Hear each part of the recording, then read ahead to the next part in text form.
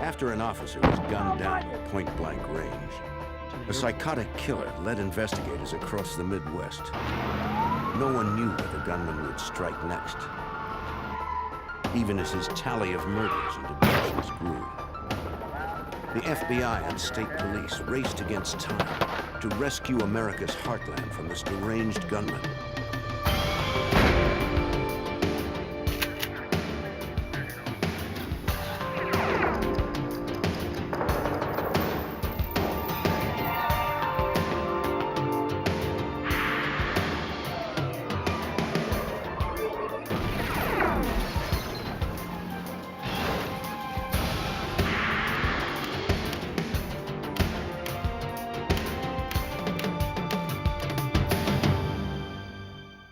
A small town without any crime was turned inside out by the arrival of one dangerous stranger. Some killers are cold and calculating. Others are impulsive, unpredictable, and hard to pin down. I'm Jim Kallstrom, former head of the FBI's New York office. To flush out this killer required a SWAT team and a profiler who determined he would not surrender without a fight.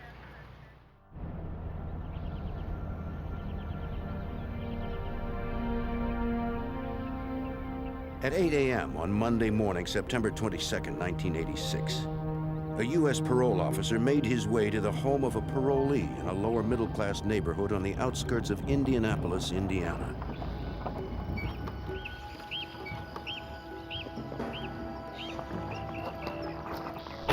It was a routine visit scheduled a week earlier.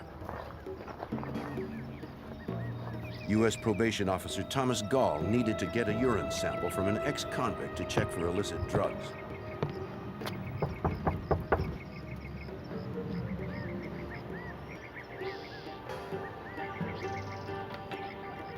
"40-year-old Michael Wayne Jackson had been released from federal prison 5 months earlier on weapons charges. He also had a history of substance abuse and severe paranoid schizophrenia. The parolee was reluctant to allow Gall to enter, but the officer insisted. No! Moments later, a neighbor heard shouting coming from Jackson's house. He saw the officer run out the door. Jackson followed him, firing a sawed-off shotgun into his back.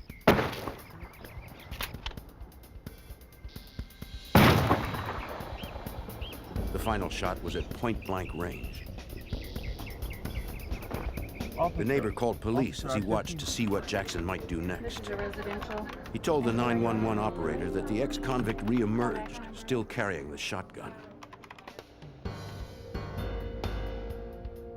But now he was wearing a dark trench coat and heading for his green pickup truck. Indianapolis police raced to the killer's home, hoping to catch him before he got far.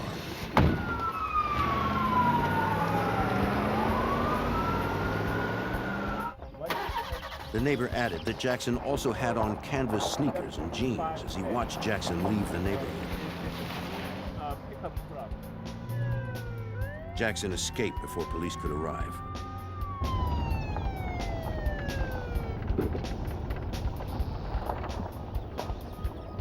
The police called in the FBI since the probation officer was a federal official.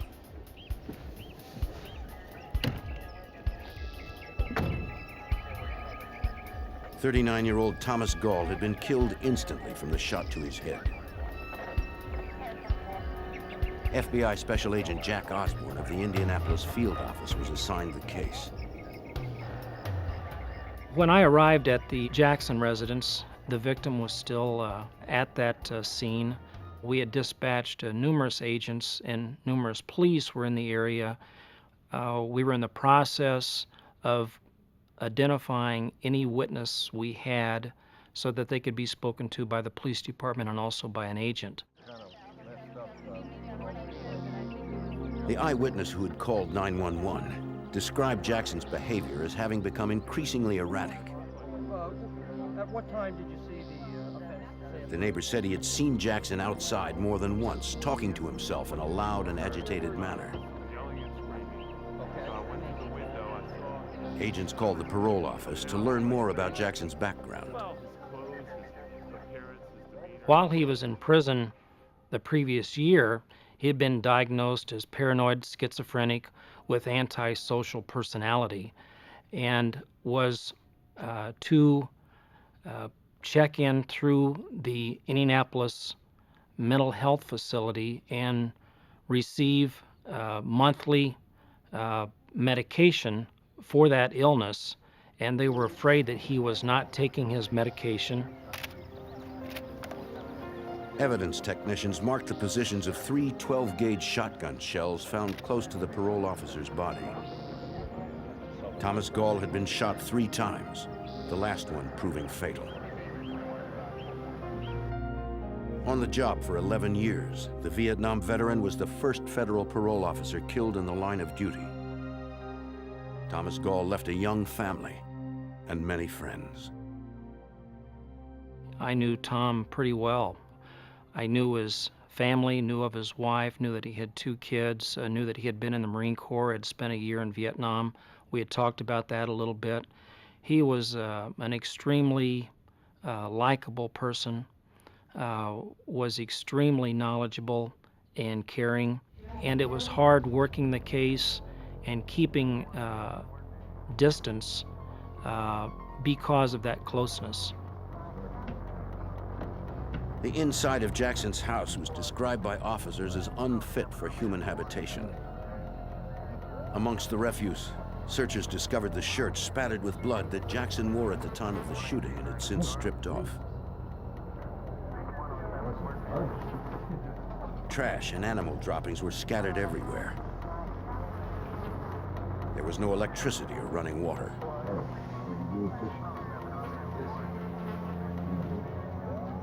On a counter in the kitchen, investigators found a hacksaw.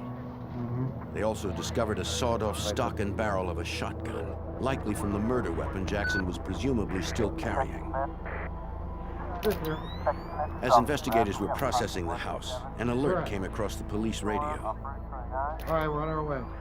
5 miles away, witnesses had reported another homicide.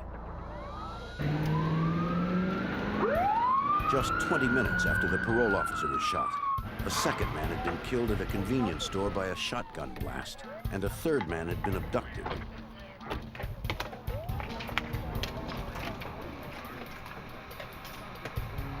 Agents interviewed a witness who described the shooter as having bushy hair, a beard, and wearing a dark trench coat. The woman added that the killer was wearing a bizarre disguise.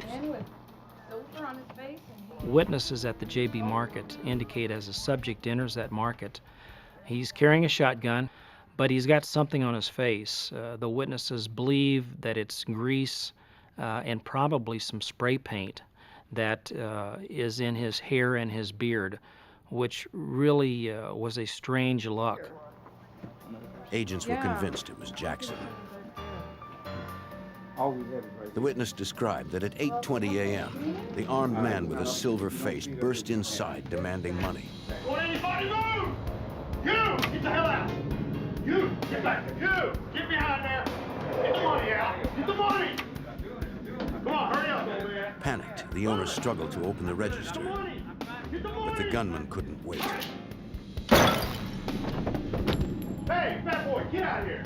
Not wanting to leave empty-handed, the killer forced a bread delivery man to drive him from the scene in his bread truck.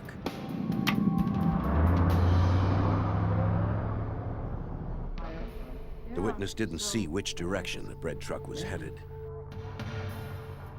Investigators revised the APB for Jackson to include the bread truck. Evidence technicians found a 12-gauge shell casing near the cash register, the same gauge and make as those found at the first murder scene.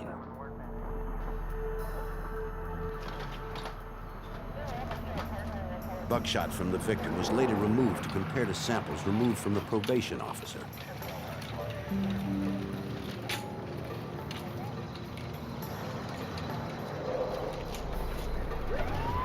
Detectives examined the pickup truck Jackson left behind. Inside, they found grease and a can of silver spray paint that was likely the source of Jackson's makeshift disguise. we find that spray paint can in Jackson's truck. We're not sure why he sprays his face before he goes into the market after he had left his residence. We're surmising that he's trying to hide his identity, and he's doing that in this bizarre manner. 20 minutes later, agents received a call from the bread truck driver. Jackson had released him at the airport, unharmed. But the man told investigators the fugitive was still armed and on the move. Jackson has taken another vehicle from the airport, again at gunpoint, and he drove up through the Speedway, Indiana area, had failed to pay for $10.50 worth of gas at a Speedway Sunoco station, and he was in a vehicle that is described to us, and there was a female in that vehicle. Like the bread man, the woman was released shortly afterwards and called 911. But a second woman was not so lucky. At about 9 a.m., a young mother had returned to her suburban Indianapolis home following a shopping trip. As she unpacked her bags in the driveway, Michael Wayne Jackson emerged from a red pickup stolen at the airport. Hey! Get over! Get over! Get in the car! Get in the car! Get!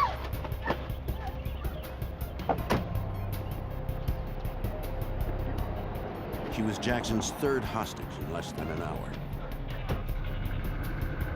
Jackson held her captive for over 60 minutes, driving with a shotgun in his lap.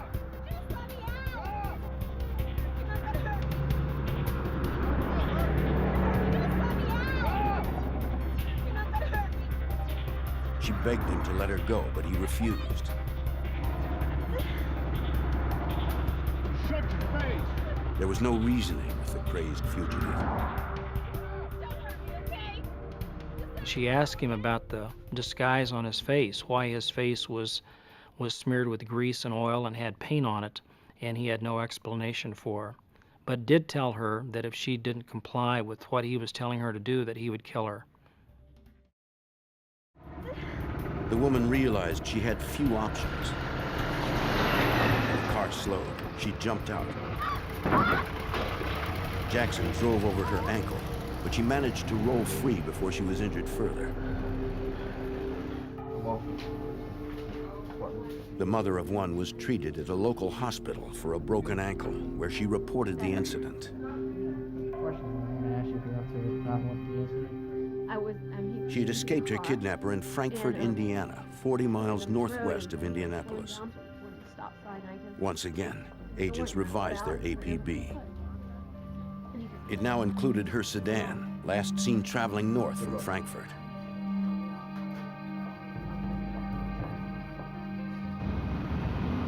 Investigators struggled to predict Jackson's next move. They frantically gathered background information, trying to gain an edge. Mike Jackson had a very extensive criminal background. In 1985 in Indianapolis, he was arrested and charged federally where he had homemade bomb devices in his vehicle and a homemade shotgun.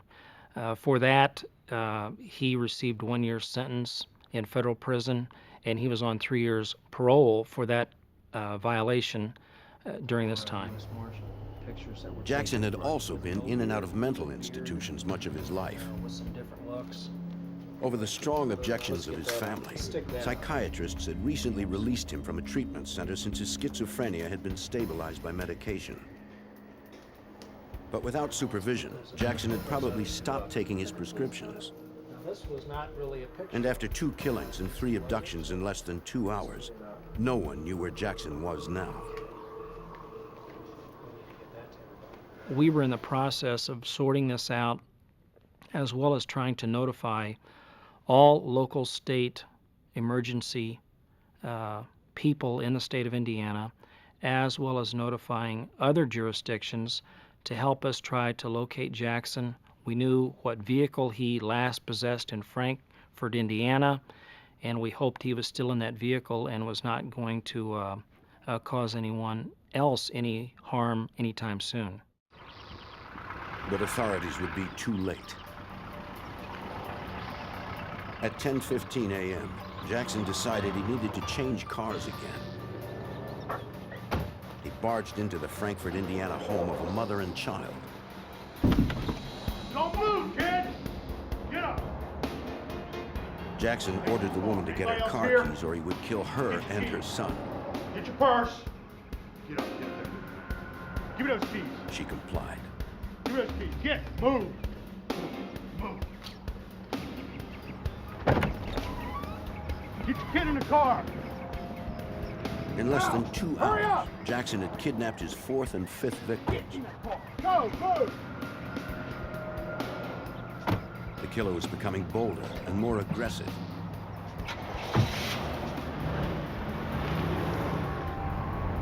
Agents had to somehow find a way to catch him before his latest victims wound up dead. By 10:30 a.m. on September 22nd, 1986, 40-year-old Michael Wayne Jackson had murdered his parole officer and a grocery store clerk, then carjacked 5 other people, all in less than 2.5 hours. The FBI and Indiana police believed the killer was traveling north from Indianapolis, but his exact whereabouts and destination remained unknown. Now, hurry up. Armed with a sawed-off shotgun and his face painted silver, Move. investigators believe Jackson was suffering from a psychotic episode after failing to take his medication. Don't say a word.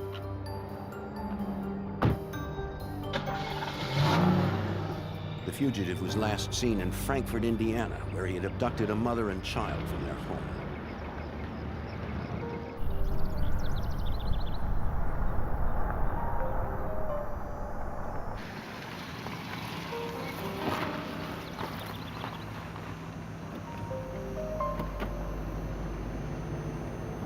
Get out of the car. No one knew what he might do next. Get out of the car. Get over here. Get over here. Jackson drove his latest victims to a desolate area 8 miles from their home. Give me that ring. He stole the woman's wedding rings, then ordered them to the side of the road. Move it. Move it. Move it. Don't you go anywhere.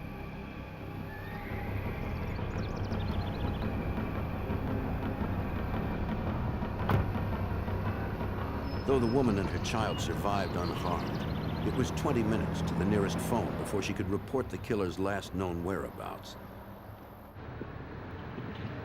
At the FBI office in Indianapolis, 3 hours after Jackson's crime spree had begun, Special Agent Jack Osborne issued a federal murder warrant for the fugitive.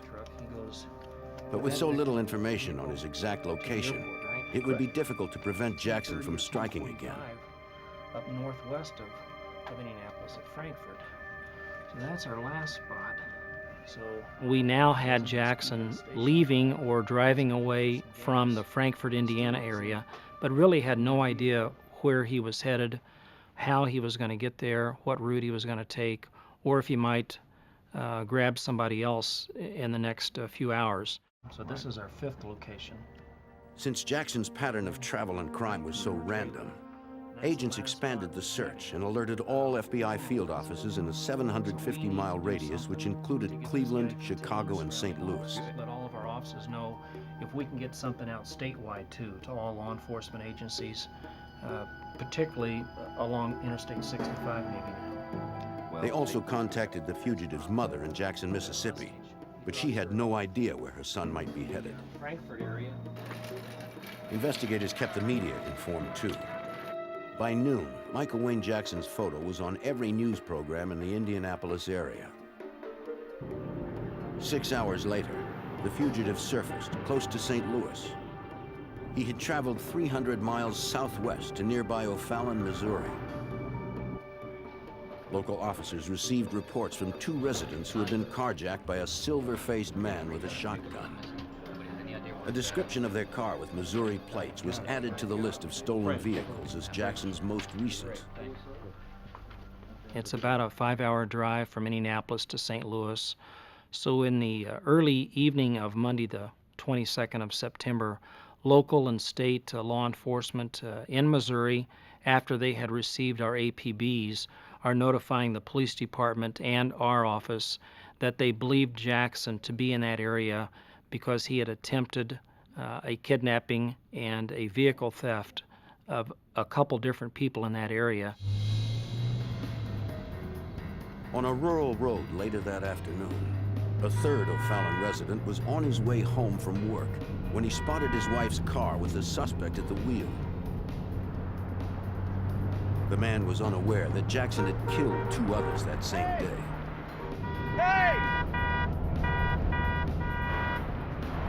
The silver-faced man with bushy hair and a beard refused to stop. As the cars approached an intersection, the killer drew his weapon.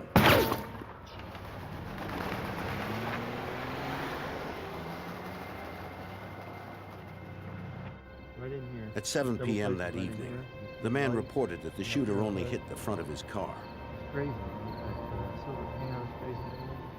He'd returned home after the shooting to discover that his wife and father-in-law had been assaulted by the fugitive, but not seriously injured. Authorities now added the stolen blue sedan and its license plate to the APB for Jackson. It was the 7th vehicle carjacked in less than 12 hours. We were glad to hear, I think, that we knew where he was. We were glad to hear that he hadn't harmed anyone else, and that we knew now that he had a different vehicle and that the St. Louis authorities, both federal, local, and state, were in the process of trying to get him located and stopped without getting anyone else hurt. Yet despite the all-points bulletin, Jackson was nowhere to be found.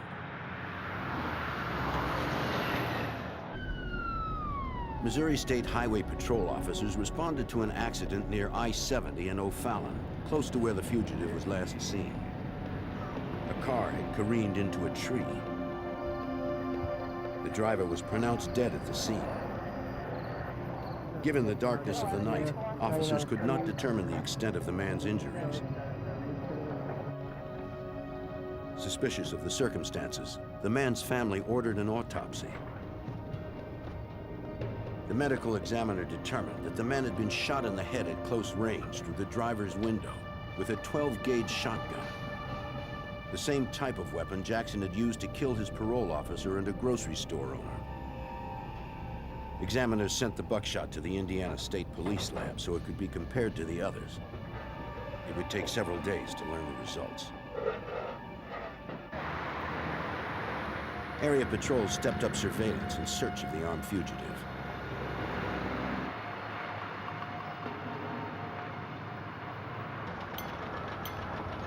Ten miles away, at around 7:30 p.m., a dark sedan with Texas plates pulled into a Wentzville, Missouri gas station. Jackson had carjacked his 8th vehicle and took its driver hostage. The attendant was unaware of the manhunt and didn't know what to make of the man with the silver face. $10, please. When the fugitive paid for the gas, the attendant noticed a shotgun in his lap and blood on his hands. Thank you.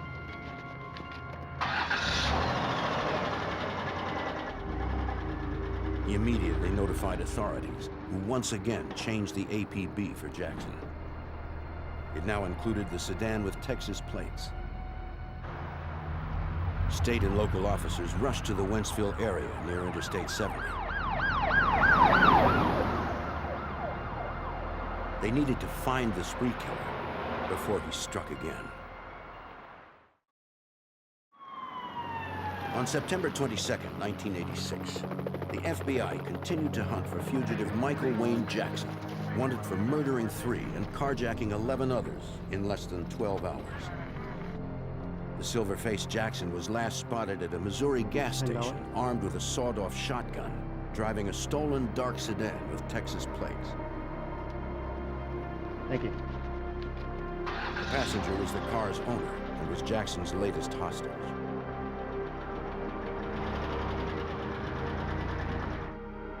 It was impossible for authorities to know where Jackson might be headed, since his behavior had been so erratic after he stopped taking his antipsychotic medication. Wright City, Missouri police canvassed the interstate and local roads.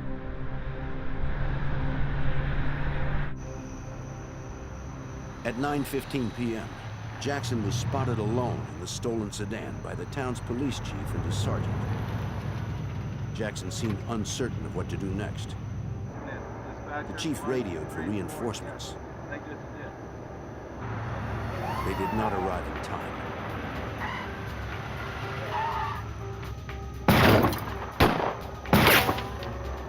The sergeant was struck in the head.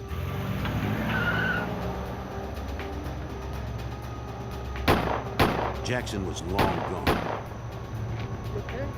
Yes, you all right? Sure. The sergeant's injury was minor, so the chief gave chase, leaving him with a concerned witness. But the chief never caught up with the fugitive. 5 miles away, a pair of Missouri State Highway Patrol officers sighted the stolen sedan, abandoned on an interstate median. No one was inside, but the keys were still there. Officers then heard banging from within the trunk. Cover it.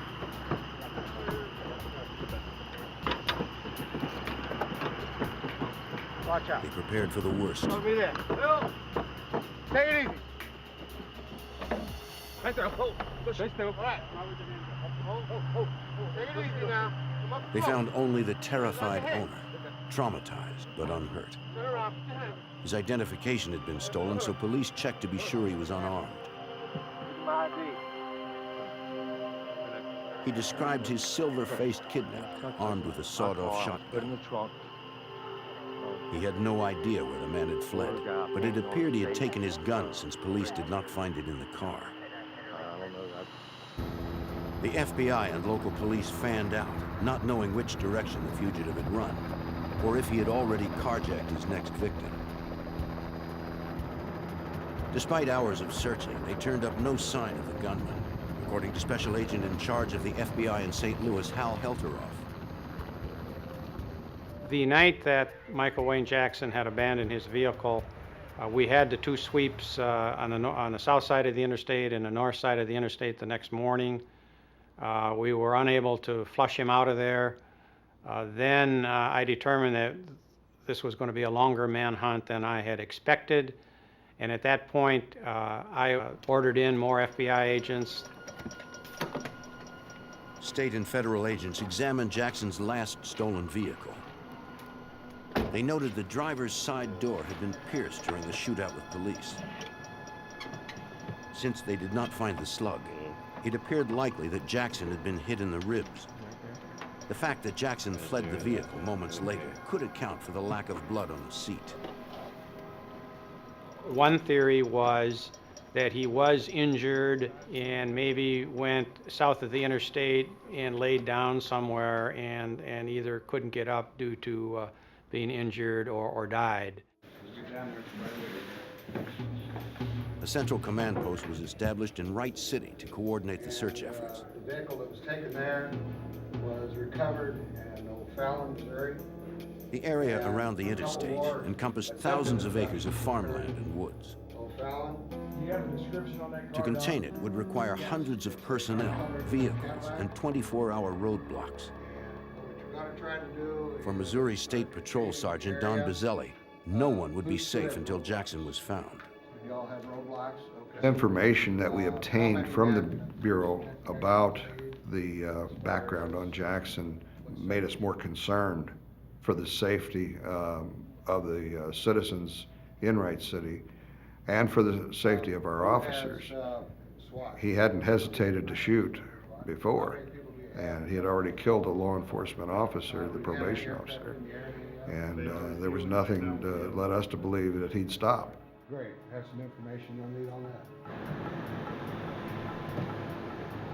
Authorities established a perimeter around Wright City, extending 5 miles in every direction. Residents in the town of 1200 awoke to find their community saturated with law enforcement, searching for an armed and unstable killer. With a homicide rate of 0 and little criminal activity of any kind, citizens were frightened. They were forced to lock their doors for the first time, and many kept their children home from school. We had to start alerting the community that we had a suspect in the area that was very dangerous, and asked the people to keep us informed if they saw anybody matching Jackson's description. And it didn't take long for the word to get around, of course, in that small community, because our greatest fear was that he would take someone hostage. The sprawling countryside was divided into mile-wide sectors. Search teams consisted of bloodhounds, SWAT members, FBI agents, and state police. Photos were distributed to searchers, and samples of Jackson's clothing were provided to the dogs to learn the killer's scent. Hundreds of occupied and abandoned buildings dotted the landscape. All would have to be searched. Over the next several days, many locations were explored more than once. It was a tedious and time-consuming process. Bloodhounds, known for their large jowls and long ears which stir minute scents towards their perceptive noses, found few signs of Jackson. At one building, searchers came across an abandoned campsite. But it appeared the cookware and old raincoat had been left behind by an itinerant laborer during the harvest season. Despite a week of searching, the teams found no evidence of Jackson's whereabouts. We tried not to get frustrated. We tried to keep the morale up, saying today's the day, we're going to find him. It's the type of case that your troops are out there and they expect any minute that they're going to get a sighting on him, so that in itself just keeps you going. Media did their part to keep the public informed. While the FBI and State Highway Patrol maintained 24-hour checkpoints on the 27 miles of roadways into and out of the Wright City area, they stopped each car that came through.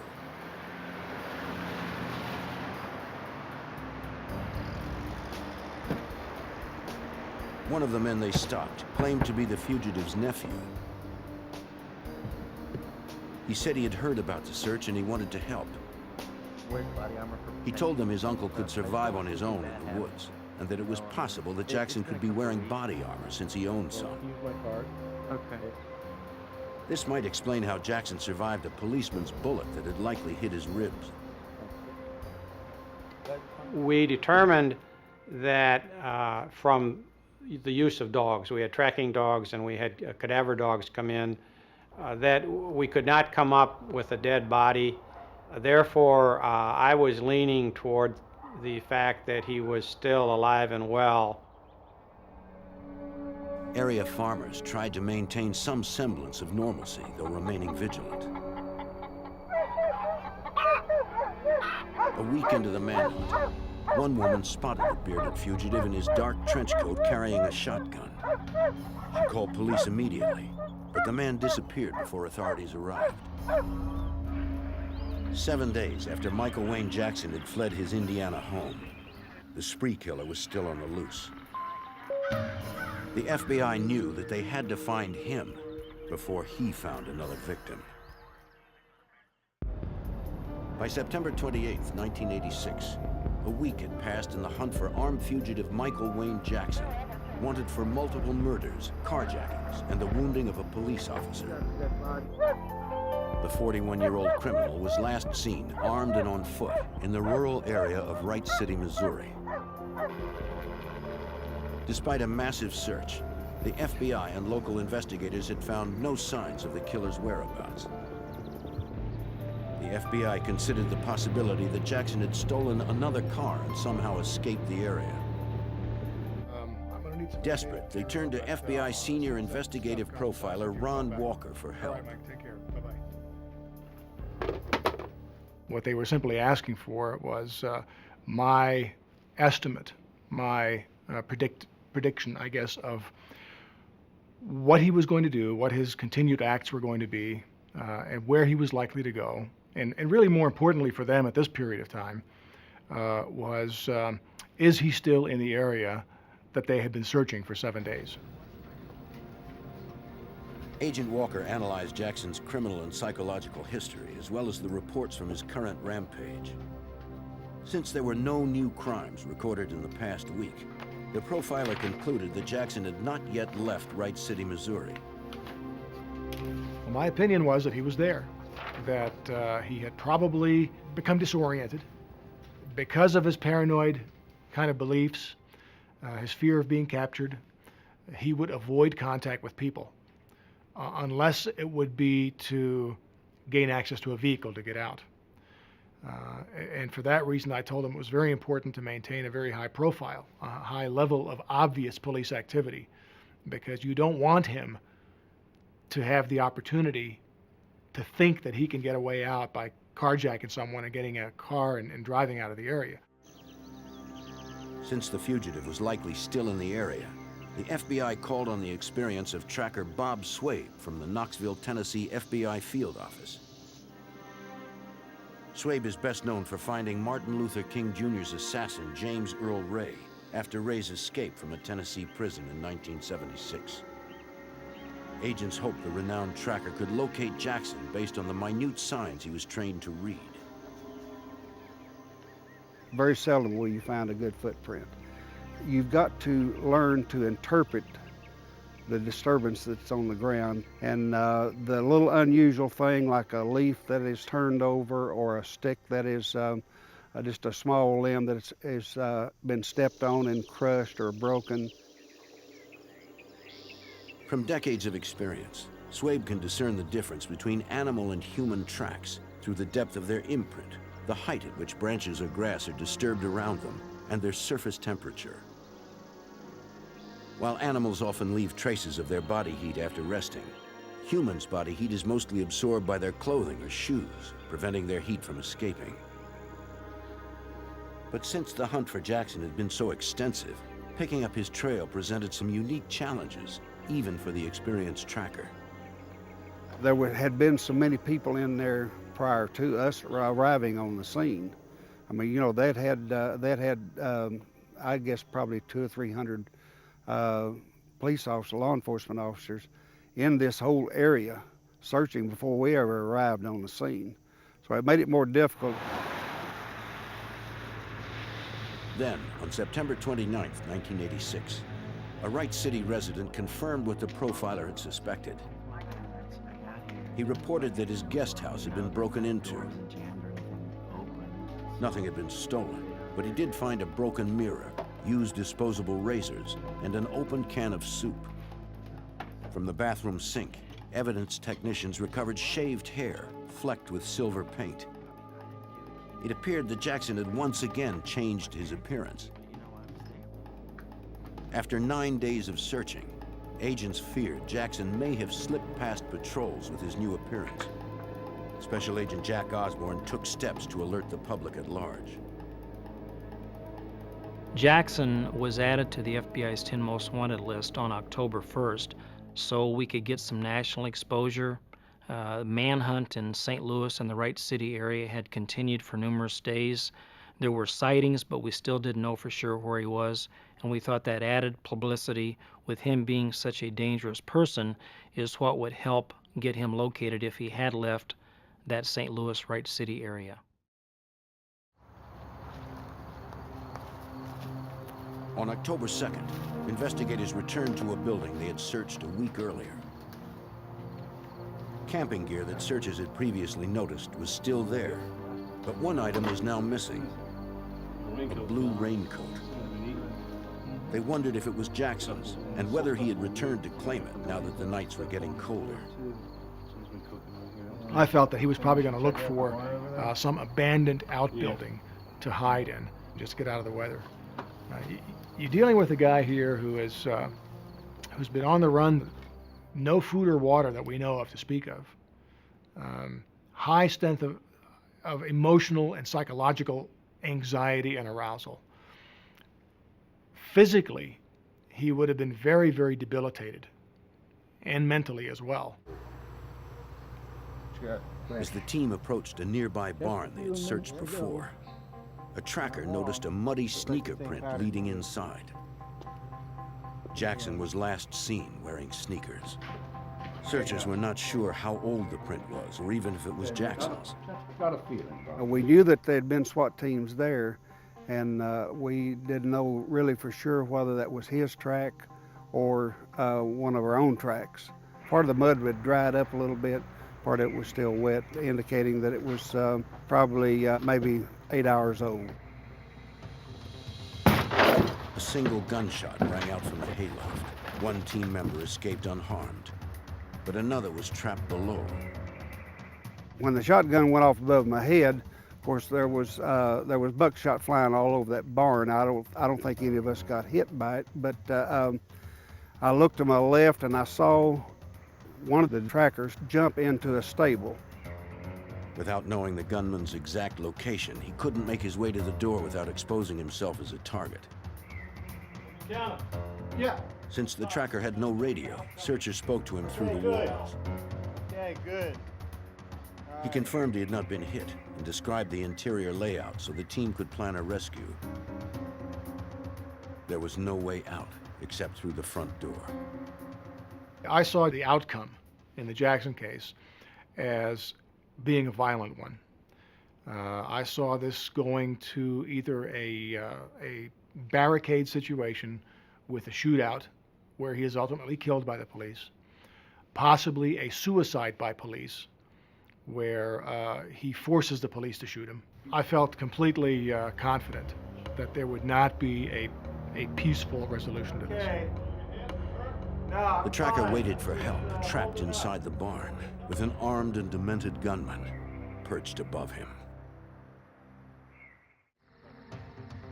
On October 2nd, 1986, the FBI and Missouri State Police surrounded a barn in Wright City where a tracker was trapped by a gunman in the hayloft, believed to be murderer Michael Wayne Jackson. As a chopper surveilled the barn from above, SWAT members took positions around the perimeter. A sharpshooter provided cover fire, hoping to distract the gunman long enough for the tracker to escape through the front door.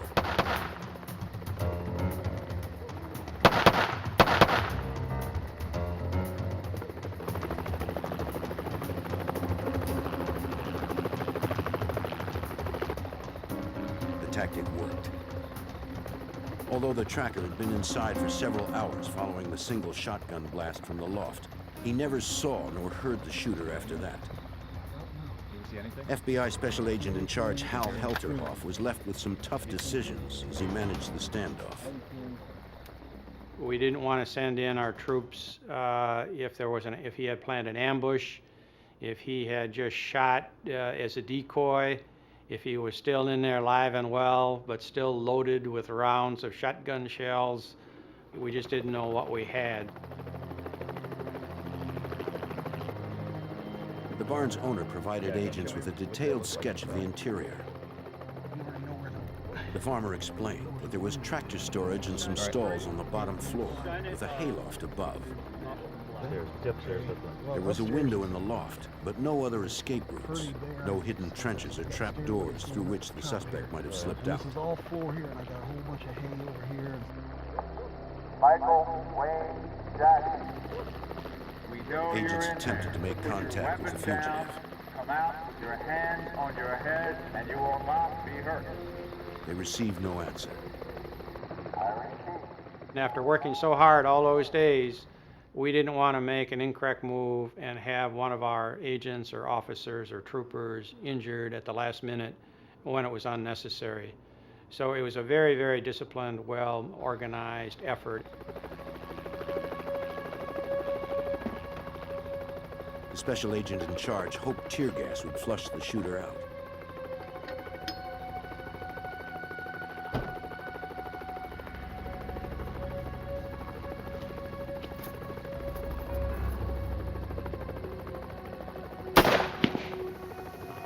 They fired non-flammable tear gas canisters into the loft.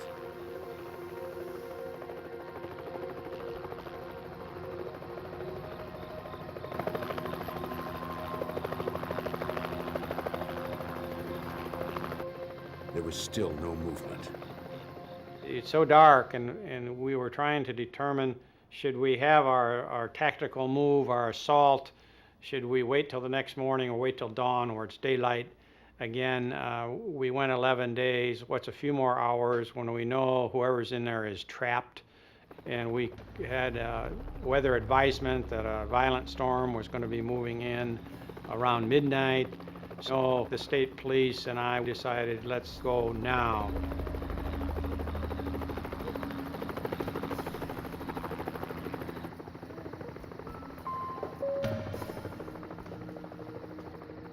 Equipped with night vision goggles, SWAT members navigated the dark, shadowy space.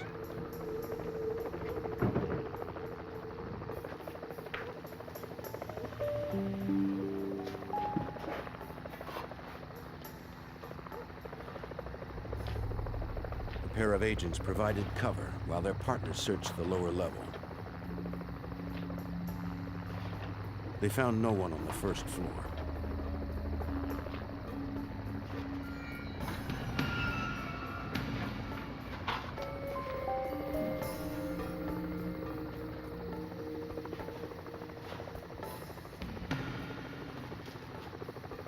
They had no way to know if the killer was lying in wait, or if he was still there at all.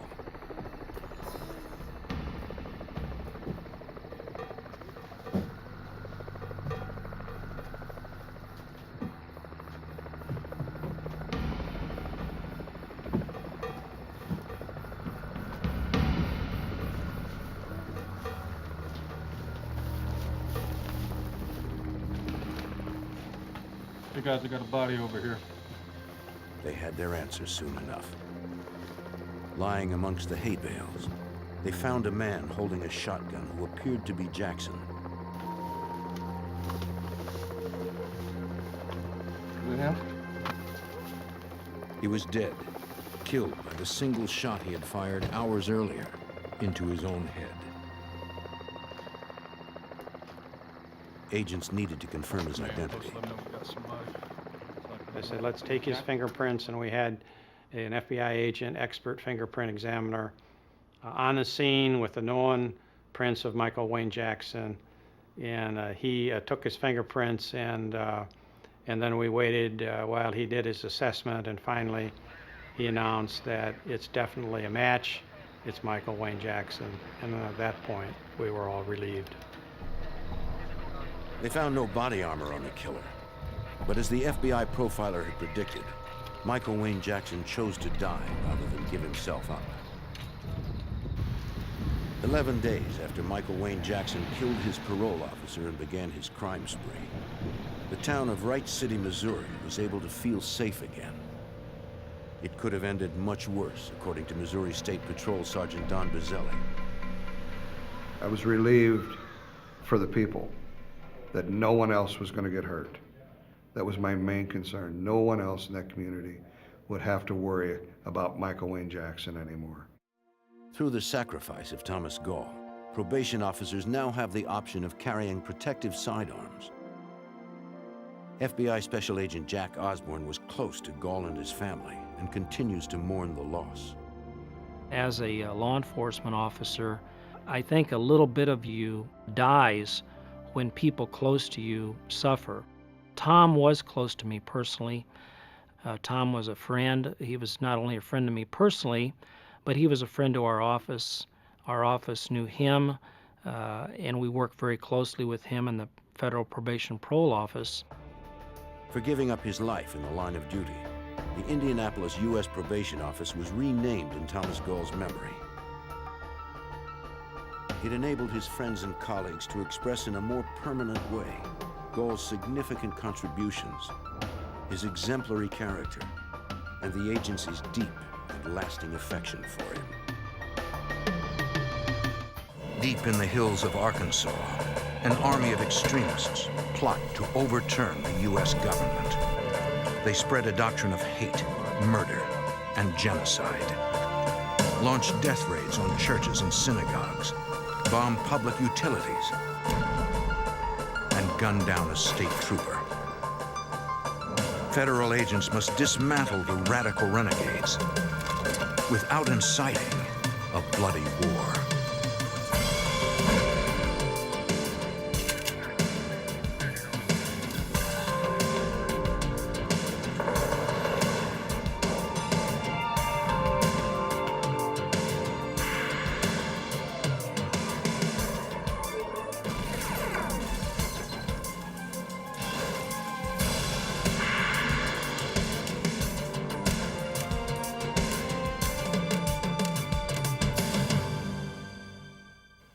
In 1984, a tragic murder led agents into the frightening world of domestic terrorism. Law enforcement vowed to dismantle the violent faction that claimed responsibility. I'm Jim Kallstrom, former head of the FBI's New York office. The radical group pursued a doctrine of racial cleansing, an attack on basic American freedoms. The FBI's quest for justice escalated into a brutal showdown, pitting agents against terrorists, fueled by hate.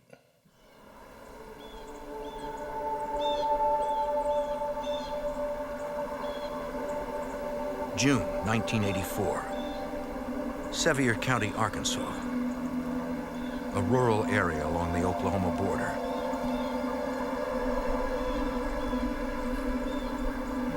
Winona Bryant drives south on U.S. Highway 71. Winona is a teacher at a local high school. She's traveling with her children and her nephew to meet her husband for lunch. He is Lewis Bryant, an Arkansas state trooper. He patrols this stretch of highway. Along the way, Winona spots a police cruiser on the side of the road. She recognizes the ID number. That's Dad's car. Lewis is nowhere in sight. Something's wrong. Winona tells the children to stay in the car. Stay in the car.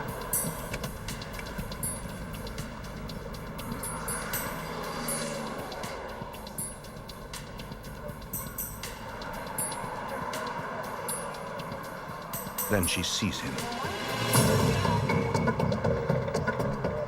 covered with blood. Louis? Louis? Louis? Oh my God, Louis! Oh God!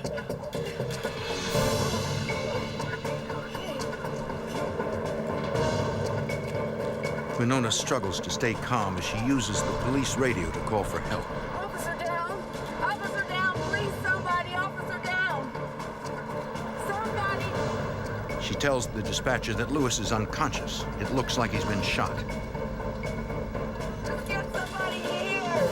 He's been shot! Please! The Arkansas State Police dispatcher alerts all police frequencies that an officer is down. Interstate 71 North. 2 miles north. Passing motorists stop to help. Officer down.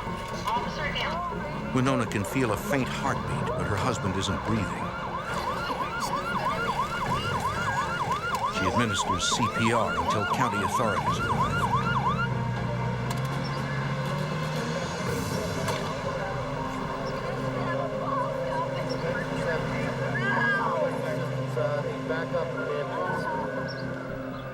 Paramedics rush Bryant to a nearby hospital, where he is pronounced dead. Trooper Lewis Bryant was a respected veteran of the Arkansas State Police. He leaves behind his wife, Winona, and their 2 children. Within minutes of the shooting, the DeQueen, Arkansas Sheriff's Department receives a frantic call. A driver on Highway 71 reports seeing a brown and white van leaving the scene. It was pulling a homemade trailer.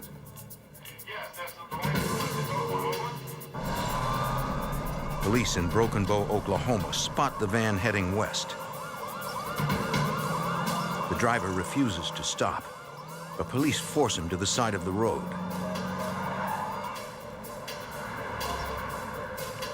As officers converge on the van, the driver pulls out a rifle and starts shooting.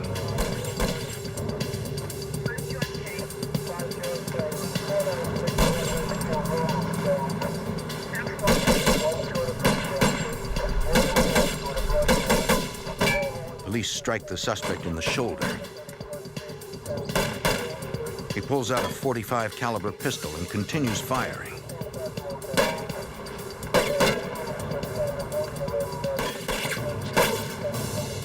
Officers hit him 4 more times, finally forcing him down. See your hands. Go over on your belly. I'm over the crossing.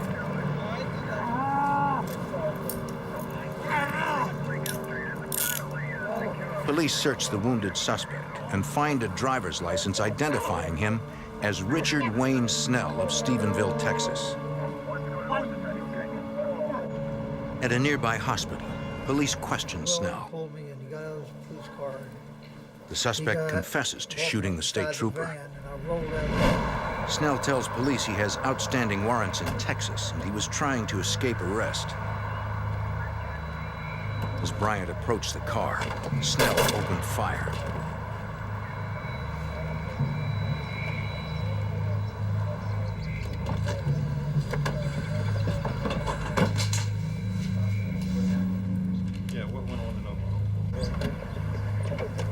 Agents from the Oklahoma State Bureau of Investigation search Snell's van. They discover a metal box containing a .22 semi-automatic pistol and a grenade. Tell me something I don't know.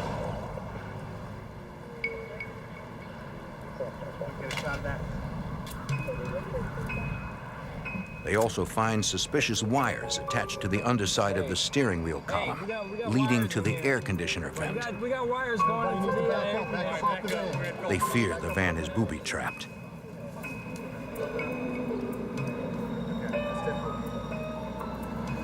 Investigators call in a bomb squad from the Oklahoma Highway Patrol. Technicians carefully examine the vehicle. After several tense moments, they conclude the van is not rigged to explode.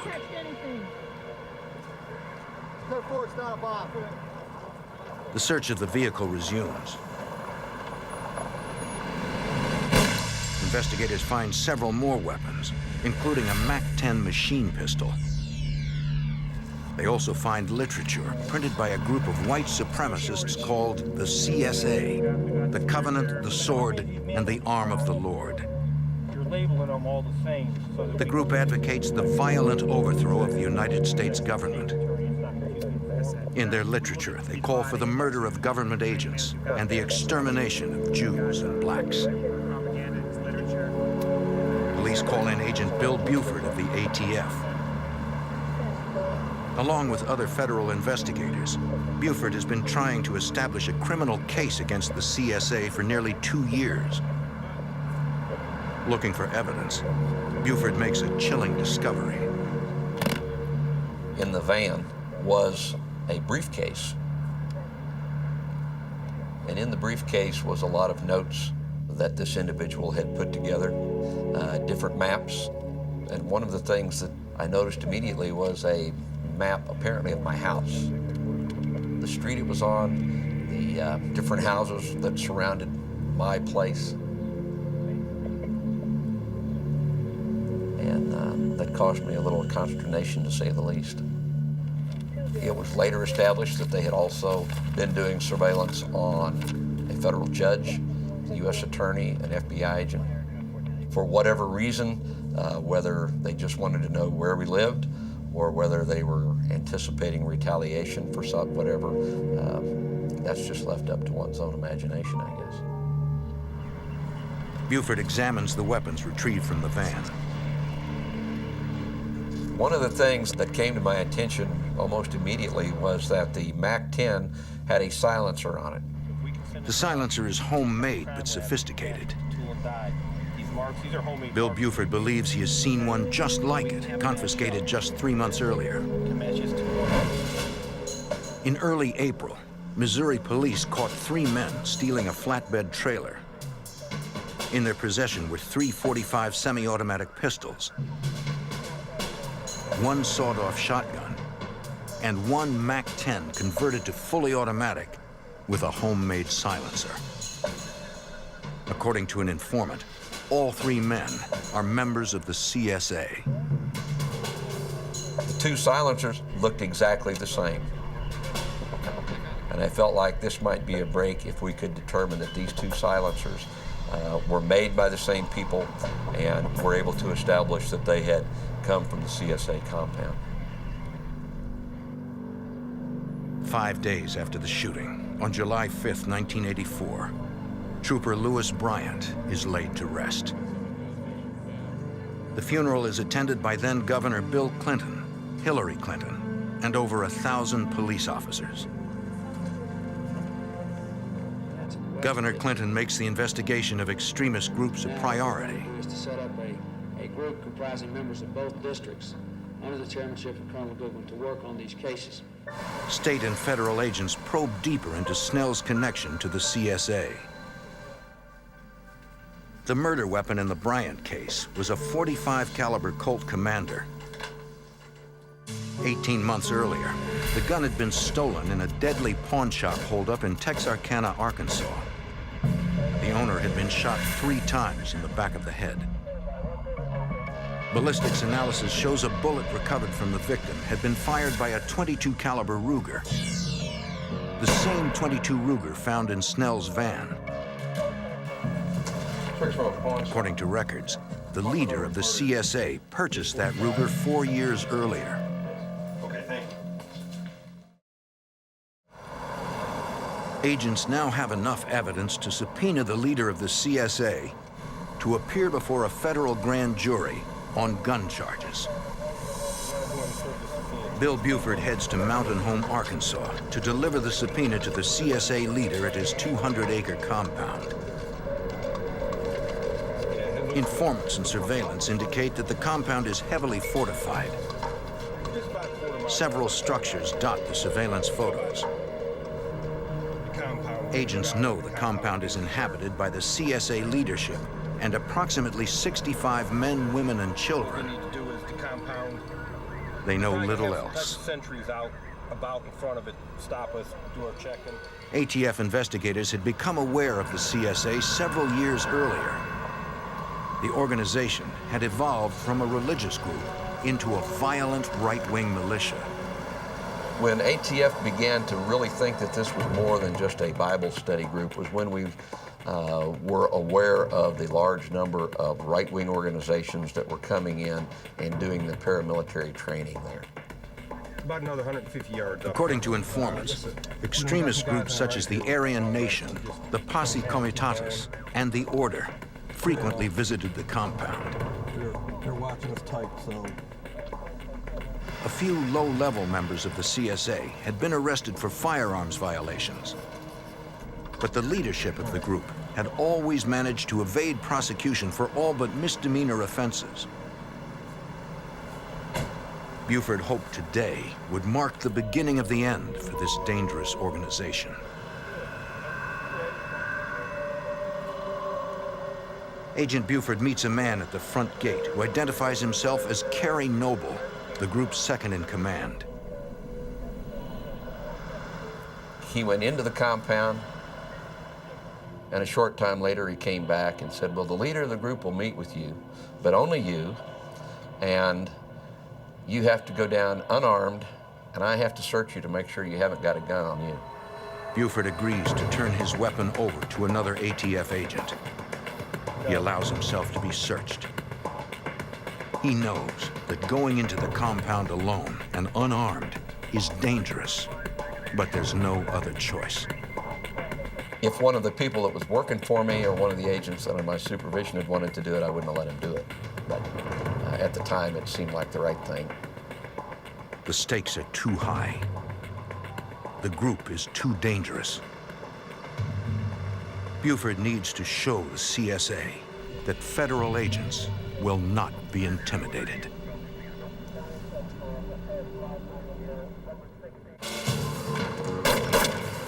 In Arkansas, State Trooper Lewis Bryant is gunned down during a routine traffic stop. Investigators discover weapons connecting Bryant's killer to a group of violent white supremacists calling themselves the Covenant, the Sword, and the Arm of the Lord. got a grenade. Got another hand. ATF agent Bill Buford enters the group's heavily fortified compound to deliver a subpoena, ordering the group's leader to appear before a federal grand jury. The ATF agent enters alone and unarmed. It was kind of an awesome sight. At first glance, it looked like just a community there with a number of buildings.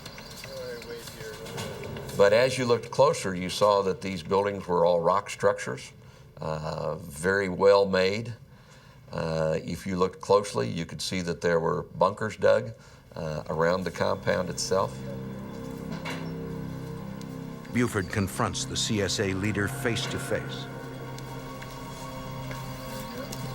I got a subpoena in my jacket. I explained to him that I had a subpoena from a federal grand jury in Muskogee, Oklahoma, and that he would need to appear on the date on the subpoena. The subpoena concerns weapons involved in the murder of a state trooper.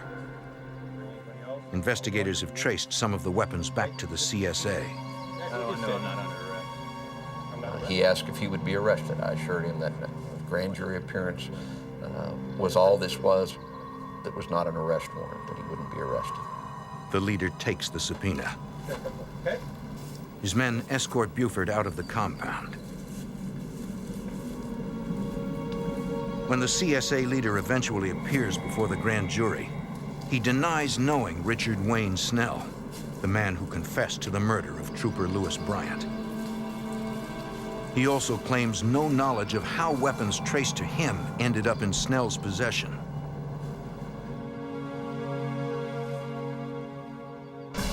On November 1st, 1984, Richard Wayne Snell is found guilty of capital murder in the shooting death of State Trooper Lewis Bryant. He is sentenced to life imprisonment without the possibility of parole. On the same day, Snell is charged with the murder of a pawn shop owner in Texarkana, Arkansas. In the winter of 1985, the FBI, the ATF, and the Arkansas U.S. Attorney's Office turn up the heat on the CSA. FBI Special Agent Jack Knox has developed a key informant who claims the CSA is involved in acts of domestic terrorism. He outlined what he referred to as road trips in which he and 2 other members of the CSA were assigned by the leader of the CSA to take in search of businesses or establishments to plunder, or Jewish establishments which they might attack. According to the informant, 2 years before the murder of the Arkansas State Trooper, several CSA members had set fire to a Jewish community center in Bloomington, Indiana.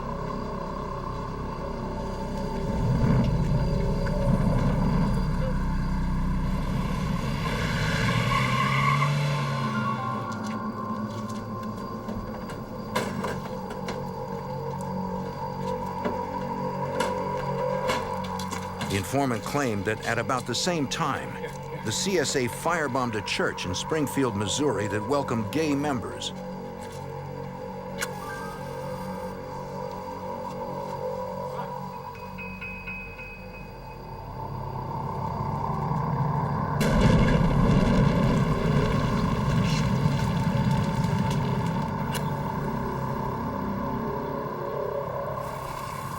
He also claimed that 3 months later, the CSA attempted to bomb a major natural gas pipeline in Fulton, Arkansas, to disrupt supplies across the Midwest.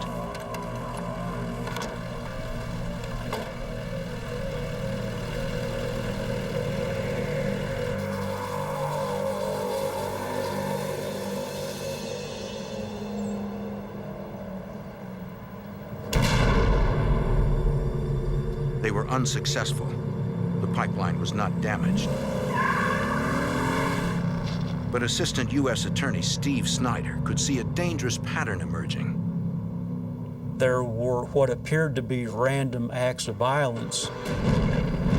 After this individual talked, they no longer became random acts of violence. They became part of a plan to strike out against the United States and attempt to disrupt the activities of the United States and its citizens. The CSA had evolved from a religious cult into a group of domestic terrorists that had declared war on the United States. In March 1985, a second informant, a former member of the CSA, provides more information about the organization. He gives details about firearms and explosives being manufactured and used by the group. He tells investigators there is a machine shop in the compound where the CSA makes grenades and silencers and illegally converts semi-automatic weapons to fully automatic. He also claims the group has obtained a powerful anti-tank rocket, commonly called a law.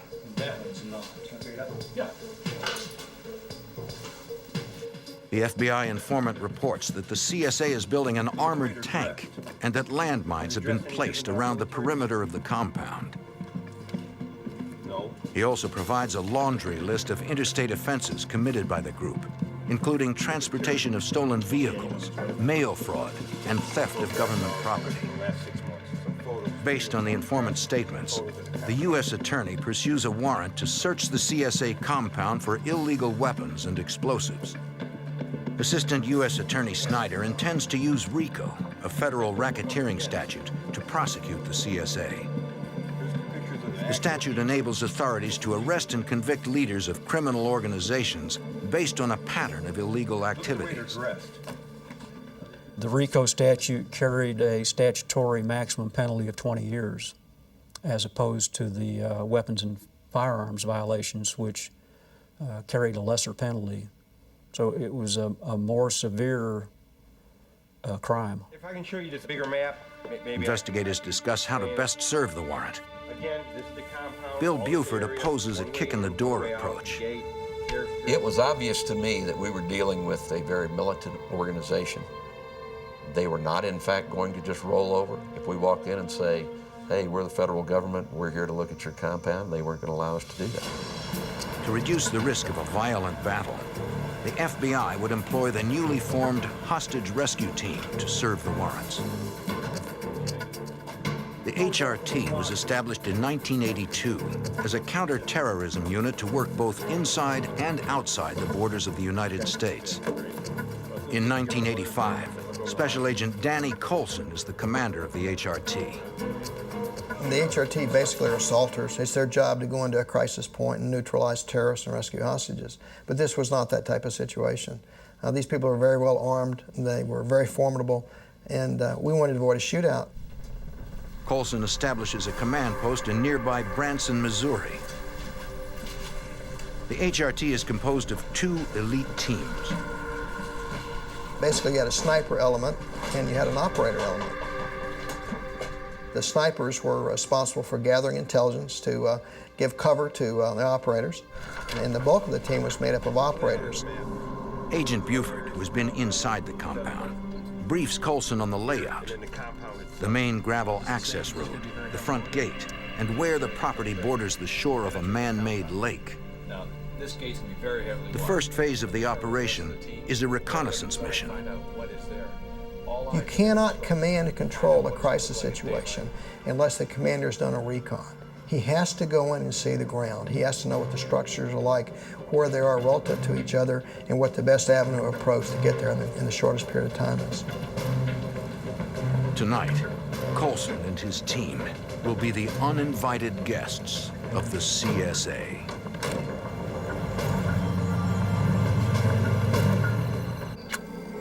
In Arkansas, local and federal authorities believe an extremist group is involved in domestic terrorism. They call themselves the CSA, the Covenant, the Sword, and the Arm of the Lord.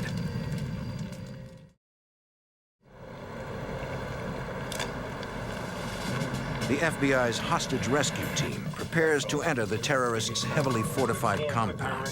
Where the compound is or anything else? Last chance. HRT Commander Danny Colson briefs the reconnaissance team before they go in.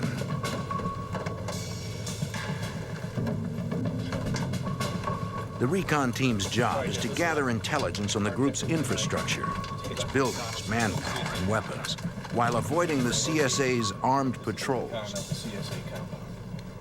ATF agent Bill Buford will act as the HRT's guide. He's been inside the compound and knows the layout. I had been doing so much work on the CSA and had spent so much time in the woods out around the compound that I had a good idea of the terrain, the fortifications on the compound, and had drawn up a raid plan myself as to what I felt should be done in order to execute this safely. FBI Special Agent Danny Colson knows the CSA is well armed and dangerous. These individuals had assault rifles, they had night vision capability, they had an excellent communication system, they were well trained, they practiced their tradecraft, which means marksmanship. Still, Colson has every faith in his team. The HRT has excellent patrolling skills, and it was just a matter of relying on our training. You move very quietly, you move very slowly, you crawl on your stomach, you stop and you listen, you look, and you rely on your senses. We would send a person on point. He would scour the area and glass it with thermal imaging gear. You listen to the noise of the forest. If something interrupts that, you know that somebody's there that's not supposed to be. The team spots CSA guards patrolling the compound.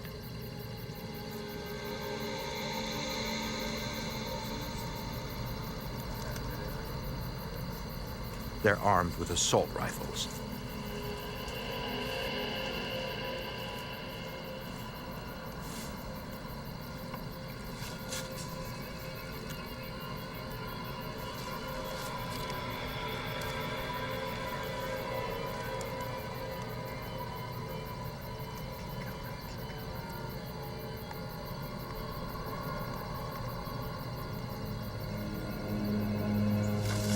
We finally signaled it was safe, and we moved the rest of the patrol in. And we sort of leapfrogged in and out. We had a rear guard to be sure that nobody came around behind us. The thing I was concerned most about, of course, is the law rocket. You don't have to be a real good shot with a law rocket to kill a lot of people. It'll take out a light tank or a bunker, fired into my perimeter, could have killed my agents. The recon team finally makes its way to the main compound.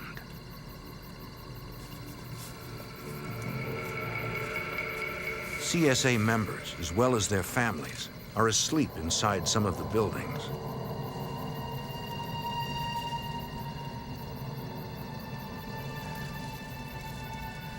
The assault team leader needed to know what the structures looked like in case we had to breach them. So you have the possibility that there could be a suicide pact with these people. They might start killing their children. That's happened before, it's happened since then. And so we had to be prepared to go in there to rush in and save innocent lives. From the reconnaissance missions, Colson now knows exactly how the CSA compound is laid out and what needs to be done. Well, the thing that the recon really reinforced was that we don't want to assault these guys. I mean, if we had to, we could do it, but there would be great loss of life on their side and possibly on our side. The compound sits on over 200 acres of land. If Colson hopes to resolve this without bloodshed, he'll need a lot more men. After we saw how expansive this facility was there, I knew that 50 men could not hold that perimeter. Colson calls for an additional 200 FBI agents from field offices across the country. He needs to sneak them into the small community without tipping off the CSA. Knowing Mountain Home, Arkansas is famous for its sports fishing, FBI agents disguise themselves as fishermen. They check into fishing camps located along the river.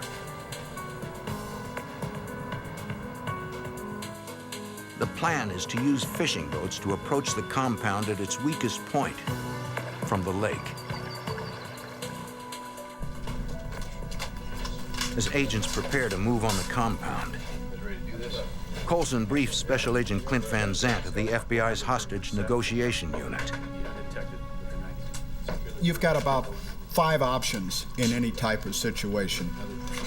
You can contain, isolate, and negotiate. You can contain and demand surrender. You can use snipers, you can use tear gas, or you can use a direct tactical assault and just overwhelm them with manpower and firepower. In these last three, people die. The decision is made to contain, isolate, and negotiate. Danny Coulson is the point man on all three phases of the operation. This man's using himself. I came to believe rather quickly that the leader of CSA is not going to want to negotiate with a lower-ranking FBI negotiator. He's going to want to talk to his tactical equivalent. In this case, it's going to be Danny Coulson. And I wasn't comfortable with that. I'm a tactical person. I had been a sniper, and I'd been a SWAT team member and a SWAT team leader and trained as an operator. And I was not trained to be a negotiator. And I didn't know that I could pull that off. I'd much more comfortable going in after the guy than trying to talk him out. But Van Zandt convinces Coulson that he's the right man for the job. I had viewed a lot of negotiations. I mean, every time a tactical team is deployed, a negotiator is deployed with them, so I'd seen it done. And basically, Clint Van Zandt taught me some negotiation strategies and techniques. After 10 days of reconnaissance and planning, Special Agent Danny Coulson and the FBI hostage rescue team are ready. Over 200 law enforcement agents prepare to surround one of the most dangerous and heavily armed outlaw militias in the country.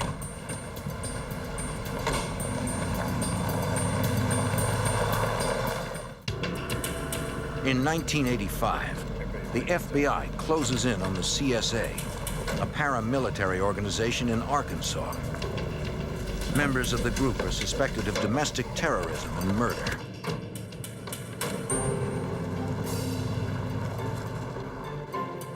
Over 200 agents, led by the FBI's hostage rescue team, make their move. HRT snipers and operatives deploy across a lake that borders the compound. Their mission is to establish a rear perimeter.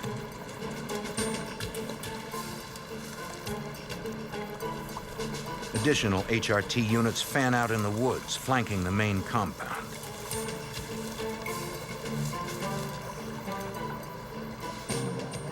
The ATF, along with the Arkansas State Police and the Missouri Highway Patrol, set up roadblocks. Their job is to prevent any CSA supporters from entering or leaving the compound. Overhead, an FBI surveillance aircraft called the Night Stalker cruises at an altitude of 50,000 feet. The plane's onboard thermal imaging system monitors movement throughout the compound. FBI Special Agent Danny Coulson. You could see everything going on the ground. We saw CSA people standing and talking to each other in little groups around the compound. We could see every animal, every deer, every coyote, rabbits running around on the ground, which gave me a tremendous advantage because I could use this vehicle, this airplane, to help me set my perimeter. They could maneuver my people around listening posts. They could maneuver my people around patrols. Coulson directs the mission from a command and control vehicle near the front gate of the compound. Special Agent Clint Van Zandt, an FBI hostage negotiator, advises Coulson. It was very prudent to go in at night and to have them wake up the next morning and find that we had walked literally right up to them without them knowing it. We could have come all the way in, but we didn't do it because we want to resolve this peacefully. HRT snipers surveil the compound from positions inside and near the main gate.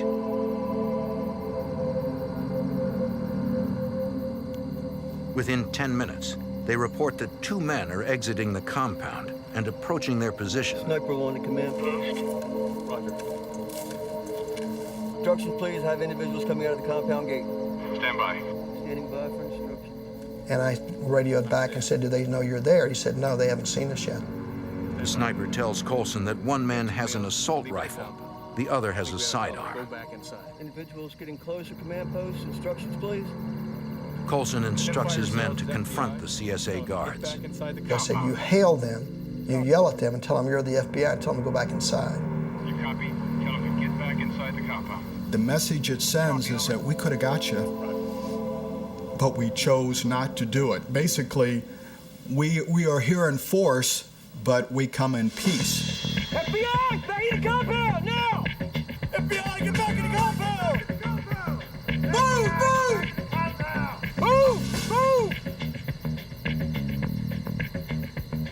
I wanted them to get in the habit of following my orders or the orders of my team and to show them that we weren't there to hurt them. We're hearing from the tactical agents that there are lights, that there are activities within the compound. We'll go with you. No, you better stay back here.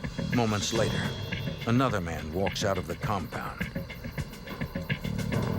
Who's out here? I instructed them to let him get close, and I wanted 2 operators to take him into custody. FBI, freeze! Don't move! Freeze! I didn't order him back in because I wanted to start the dialogue. It's time to talk now.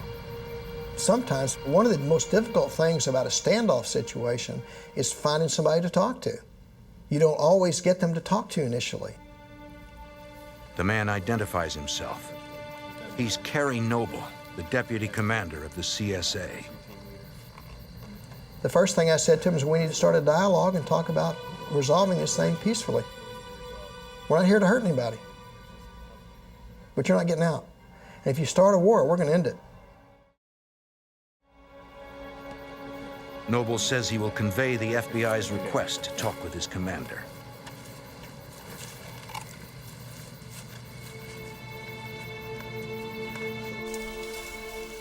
At daybreak, federal agents and local police have completely surrounded the compound. The news media somehow gets hold of the story and converges along access roads. Agents establish a direct telephone line into the compound. A short time later, Agent Colson receives a call. The operator called me over and said, it's him. And it was the leader. Yellow. That's right, I'm charged up. And essentially said the same thing that I'd said to his deputy, is that this is the FBI, my name's Danny Colson. We have a warrant for your arrest. And the only way it's going to happen... The leader agrees to come out and talk on one condition. Hold on, sir. That he will not be arrested. Otherwise, his people will put up a fight. Okay. Colson agrees to the it. terms. 5 minutes. I'll see that. Van Zandt prepares Colson for the meeting. As an expert in behavioral science, Van Zandt believes the CSA leader will only respond to another commander.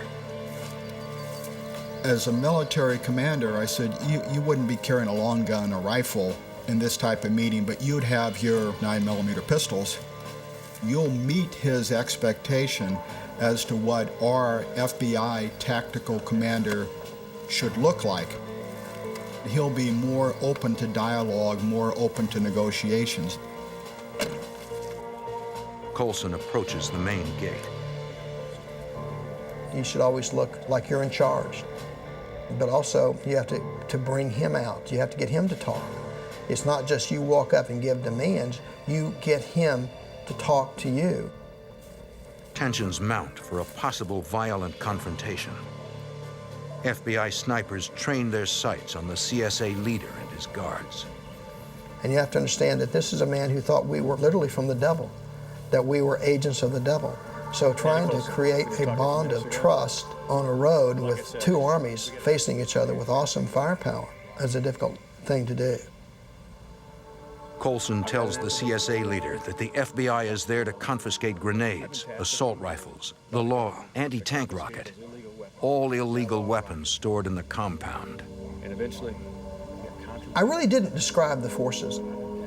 I just said, we're here, we've been here, we know what's going on in there, and at this point, I wanted to remain the faceless enemy.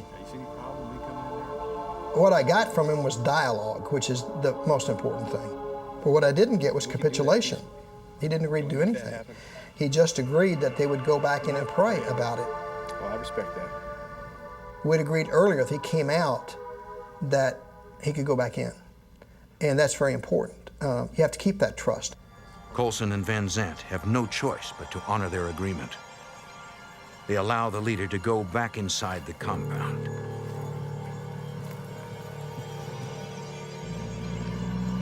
The first day and night of the siege passes without incident or resolution. On day 2 of the siege, the CSA commander requests another meeting. This time, he appears in full battle dress. Changing clothing is a big deal. When the leader of CSA puts on tactical clothes, he's taking the presence of a tactical commander. The leader of the CSA tells Colson that there are people inside the compound who are prepared to launch an assault and break out. My patience was wearing really thin by this time. And I said to him, who are you going to fight? You've not seen us. You don't know where we are. We are going to use deadly force on you if you come out with weapons and come onto my perimeter. Who are you going to shoot? You haven't even seen us yet. How are you going to shoot us? It's like you're fighting ghosts, and you won't even know who kills you. You need to come out of there. Now you get in there and convince them to get out of here right now. The leader tells Colson he is prepared to come out, but he can't control everyone in the compound. And he said to me, I need help.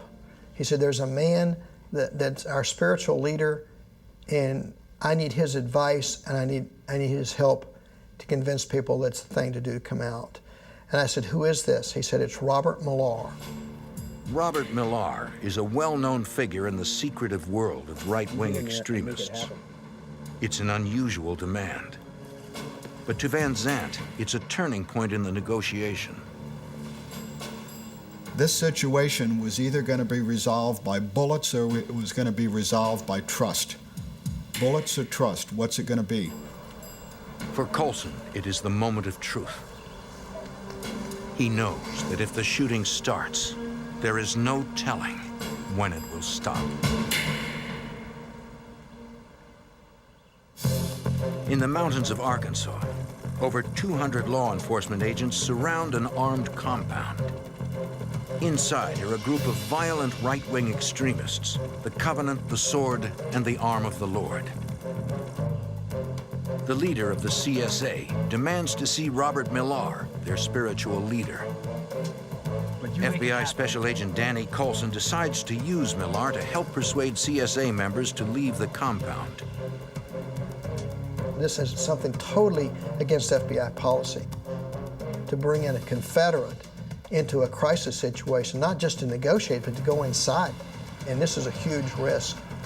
And I thought it was worth taking, given the risk that we were facing. The FBI flies Millar in from Oklahoma. Special Agent Clint Van Zandt tries to convince Millar that it will be in the group's best interests if he helps bring the standoff to an end. I said, you know, if you're able to do this, if you're able to resolve this peacefully, you'll be known as the peacemaker within your movement. I said, I don't say that to win you over. I say to tell you that you've got a lot riding on this. And you could see the wheels turning. It was at that moment I thought, he's flipped over on our side. He's on our side. He's going to do it. This was all the chips. We're saying, we're going to bet on this guy that he's going to drive home the message that Danny and myself and everybody else has been delivering for the last 4 days. Now, he's got to close the deal. Quite a mess out here, it looks like.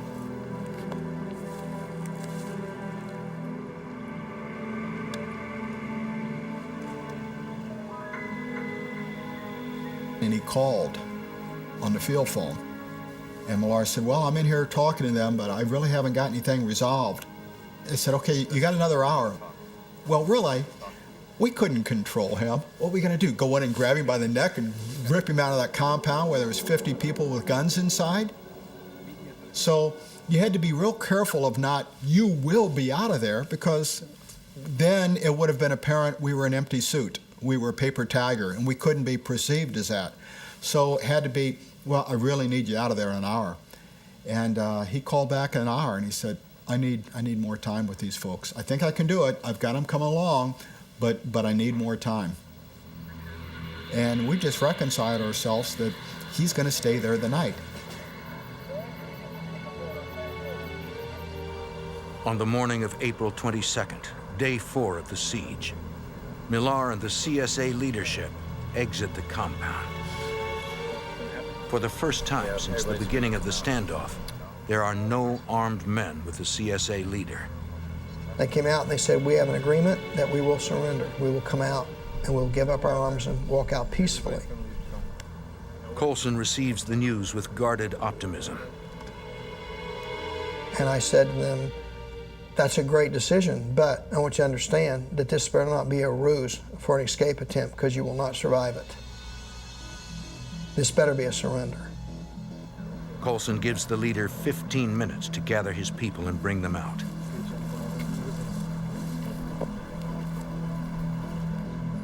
And very shortly after, I get a communication from a sniper team that they're coming. They're coming out. The snipers report that they're in civilian attire. There's no camis, there's no battle gear, there's no weapons they can see. The siege is over. Not a single shot has been fired. It was an ending that we had all prayed for, and one that we were very fortunate that we had. ATF and FBI agents carefully searched the compound, accompanied by the deputy commander of the CSA, Kerry Noble.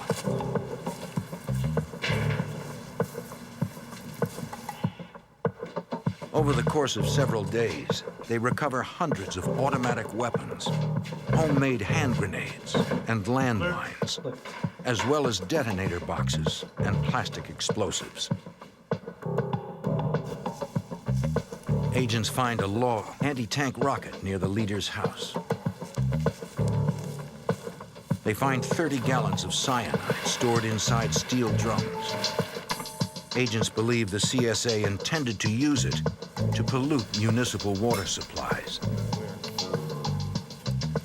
Investigators also find a steel-plated armored car equipped with a fully automatic machine gun. At trial, the leader of the Covenant, the Sword, and the Arm of the Lord is sentenced to 20 years in prison for federal RICO violations. Kerry Noble, the CSA's deputy commander, receives a 5-year sentence for firearm violations. Today, he speaks publicly about the dangers of hate groups and destructive cults. Richard Wayne Snell, already serving a life sentence for the murder of Arkansas State Trooper Lewis Bryant, is found guilty of murdering a pawn shop owner. He is sentenced to death. On April 19, 1995, at 9:16 p.m., Snell is executed by lethal injection. Today, the CSA compound is little more than a collection of abandoned shacks and stone ruins. In southern Louisiana, a vicious killer is on the loose, slaughtering his victims in their own homes. The body count rises. Authorities struggle in their search for evidence. They resort to behavioral analysis, hoping to recognize a pattern that will help them identify a sadistic murderer.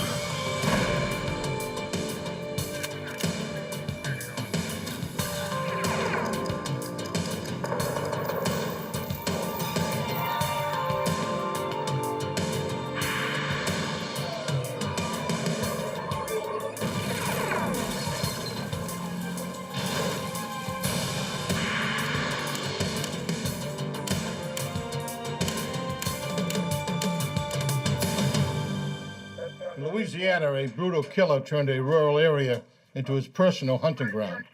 He preyed on the defenseless, the weak, and the elderly. I'm Jim Kallstrom, former head of the FBI's New York office. The killer would lie in wait, often striking while his victims slept. No one was safe, even in their own homes.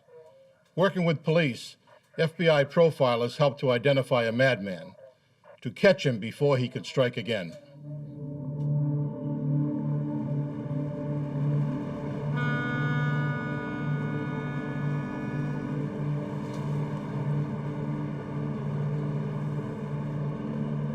Laplace, Louisiana, May 9th, 1997. At 9:46 a.m., James Lowell, Jr., a deputy with the St. John's Parish Sheriff's Department, stops by his parents' home. Lowell's sister had called him at work, concerned why their parents aren't answering their phone. The deputy discovers the front door is ajar. Mom? Mom? He finds his father, James Lowell Sr., on the floor. Dad? Mom? His face is covered with blood. Dad? Mom? He checks his father's pulse Dad? and finds none. Mom? Mom? He looks for his mother. He finds her in the kitchen, brutally assaulted. Anne-Marie Lowell is unconscious and her pulse is faint, but she's alive. Dispatch is low. Dispatch is low. The deputy calls for an ambulance and backup. My dad's dead. My mom's scared. We both. Send back her, please.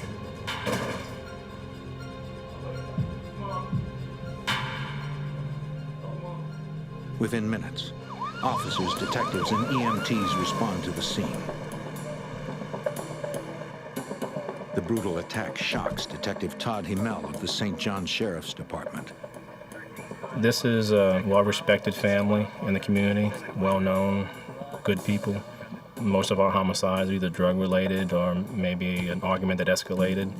To have a home invasion homicide is uncommon for this area.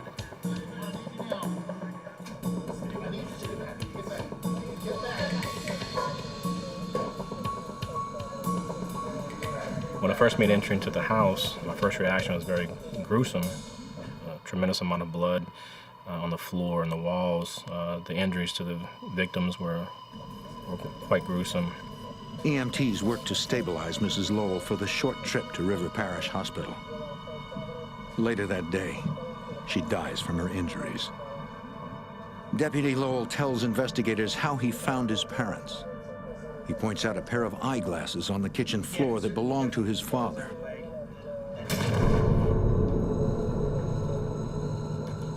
Investigators find a blood-stained hammer near Mr. Lowell's body. The nature of the wounds to the victim's head and face lead investigators to believe this is the weapon that killed him. The detectives search the house. When I made entry into the den area and observed the female's glasses laying on the floor with some blood, it was obvious that she was struck in that area.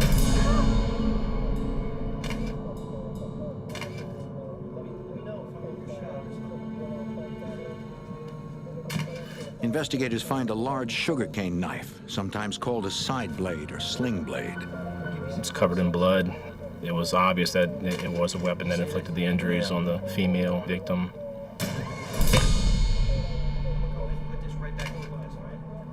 Detectives noticed that several volumes of an encyclopedia have been thrown to the floor. Blood spots. Unfinished over there. Okay. Ooh, did you see that? We got money. That's a $100 bill right there. Checking the books still on the shelf, they find the Lowells had hidden nearly $12,000 there. Let's just pile them up here. Family members later confirmed the total. The intruder did not find any of the money. Investigators theorize the killer's search was interrupted. He was very close to finding the money. Apparently he was scared before he was able to. The son coming home to check on his parents may have scared him off. Crime scene technicians dust nearly every exposed surface in the house, but the only fingerprints they find match the victims or close family members. Hey, Tony, come here. I need you to get a couple of pictures of this. Investigators search the exterior of the house. They discover the phone line, as well as the wires to the alarm, have been cut. And one of the garage windows has been removed. We were able to determine point of entry, which is the side window. Apparently the suspect had enough time to actually take a knife and remove the putty from a pane of glass from the old wooden windows. Detective Himmel suspects the killer took his time breaking into the Lowells' home. The particular location that he had made entry into was camouflaged by a fence and some trees, so in essence, no one would have seen him if they were passing on the road, so he did have time to make entry and to actually whittle away the putty from that window pane before he made entry into the residence. Investigators spread out to interview the Lowells' neighbors.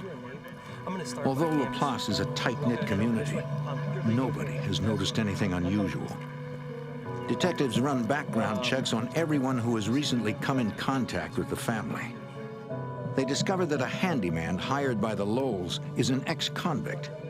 He spent 5 years in prison for manslaughter. We began an investigation looking into his background.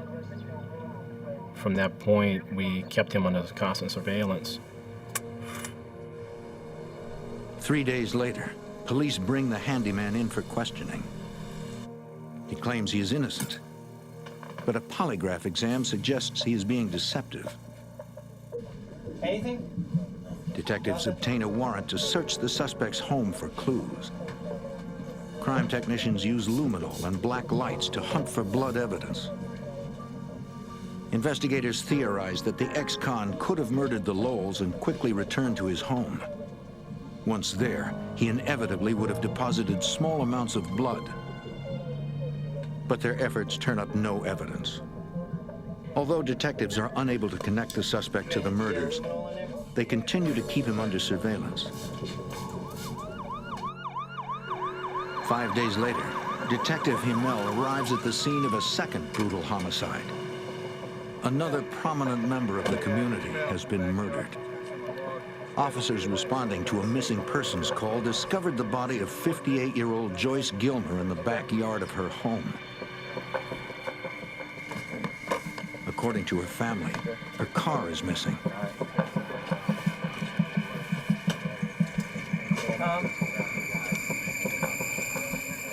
The victim has 4 bloody lacerations to the back of the head. Detective Himmel immediately suspects that this murder is related to the double homicide. There were several similarities between the two. Namely, both victims were well known throughout the community, elderly.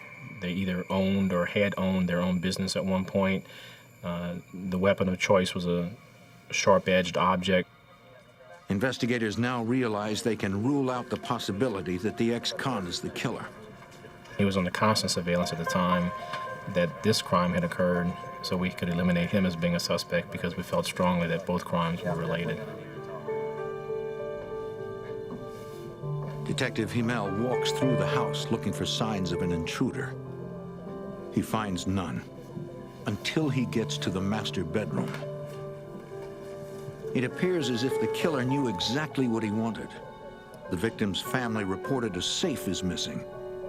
The only room that was disturbed was the master bedroom closet where the safe was located, which indicated to us that the perpetrator knew exactly where to go and knew exactly what he was looking for when he went into the residence. And having knowledge of that, the safe existed inside that master bedroom, it's a good possibility he knew the victim, that it could be one reason that he did murder her is because she knew who he was and could identify him. The investigators find no evidence of blood inside the house. They conclude that the victim was likely forced into the backyard, where she was murdered. Crime scene investigators process the house for evidence, including hair, fiber, and fingerprints. The killer has been careful. Once again, he has left nothing behind. Later that day, investigators find Mrs. Gilmer's car in the parking lot of a hotel just a few miles from her home. Deputies tow the vehicle to the sheriff's impound lot for analysis. When the car was found, the keys were still in it, so it was obvious that he had used that area just to dump the vehicle and had gotten into another vehicle, which was either parked there previously or he was picked up by someone. Crime technicians collect several fingerprints, but they only match the victim and members of the victim's family. For Detective Himmel, the car is another dead end. We didn't have any physical evidence that could determine who the perpetrator was or even assist us in determining who the perpetrator was. Investigators review videotapes taken by the hotel's security cameras.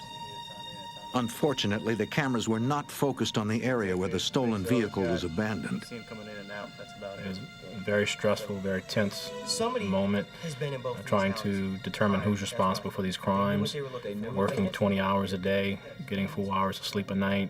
It was quite stressful. With limited resources and almost no evidence to go on, the St. John Sheriff's Department calls the New Orleans field office of the Federal Bureau of Investigation. Detectives hope FBI profilers can help identify a vicious killer.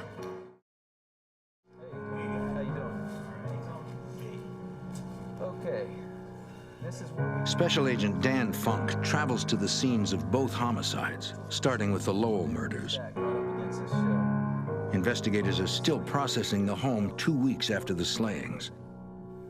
Part of my job, being at the field, at the scene, is to provide all the information that the profiling unit at Quantico needs to do their work. They're not at the scene. I'm the local eyes and ears for that unit. What I do is go to the crime scene, try to absorb as much information as I can, and then provide it back to Quantico. Agent Funk tries to determine step by step what happened the day of the murder. I'm looking for pre-offense behavior, offense behavior, and post-offense behavior, which basically means what the subject and the victims did prior to the crime, during the crime, and then after the crime. Small clues help the agent establish a timeline. It appeared that the subject spent maybe the whole night in the garage waiting for the victims to wake up. We noticed that because the newspaper was picked up in the morning, and it was the victim's routine to immediately pick up the paper upon rising. And then it looked like there was coffee grounds in the garbage to indicate that they made coffee and were settling down for their morning routine before the attack occurred. There's one that belongs in the garage. According to the family, the murder weapon, a cane knife or sling blade, was kept in the garage with other tools. The killer had literally hacked Mrs. Lowell to death with a 40-inch blade that he found in her own garage. You could see blood on the floor, blood splattered on the walls. You proceeded through the house, and wherever you looked, there was blood. You could just see marks on the walls and on door jambs where you could picture that the subject just swinging this wildly at the victim. What are you doing? Leave me alone! Leave me alone,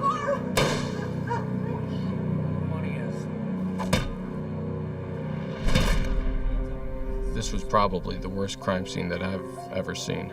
And it spread throughout the house, which indicated that there was just an ongoing confrontation between the victims and the subject that just went on and on. With the discovery of Mrs. Lowell's eyeglasses in the den, investigators believe that was where the killer first encountered his victim. Since her body was located in the kitchen, investigators speculate she was chased there by the intruder. The discovery of Mr. Lowell's eyeglasses on the kitchen floor suggests a possible scenario. To have Mr. Lowell's glasses in the kitchen, we believe that's the initial point of contact between him and the perpetrator. Investigators theorize that Mr. Lowell entered the kitchen attempting to defend his wife, but they note his body was found in the hallway. We believe he was either trying to get another weapon or trying to get to a phone that was in the hallway.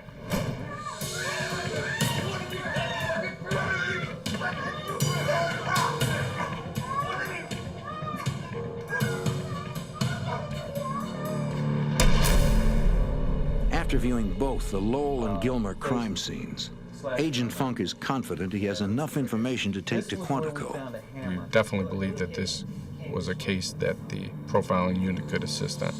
There was a lot of interaction between the victim and the subject, and there were a lot of activity that could be used to come up with an offender profile.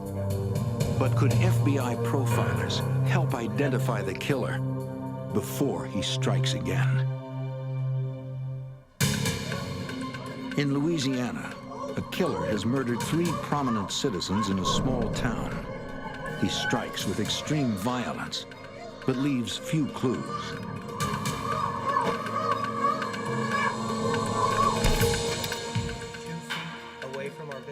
At FBI headquarters in Quantico, Virginia, Special Agent Dan Funk and local investigators brief FBI profilers on the murders.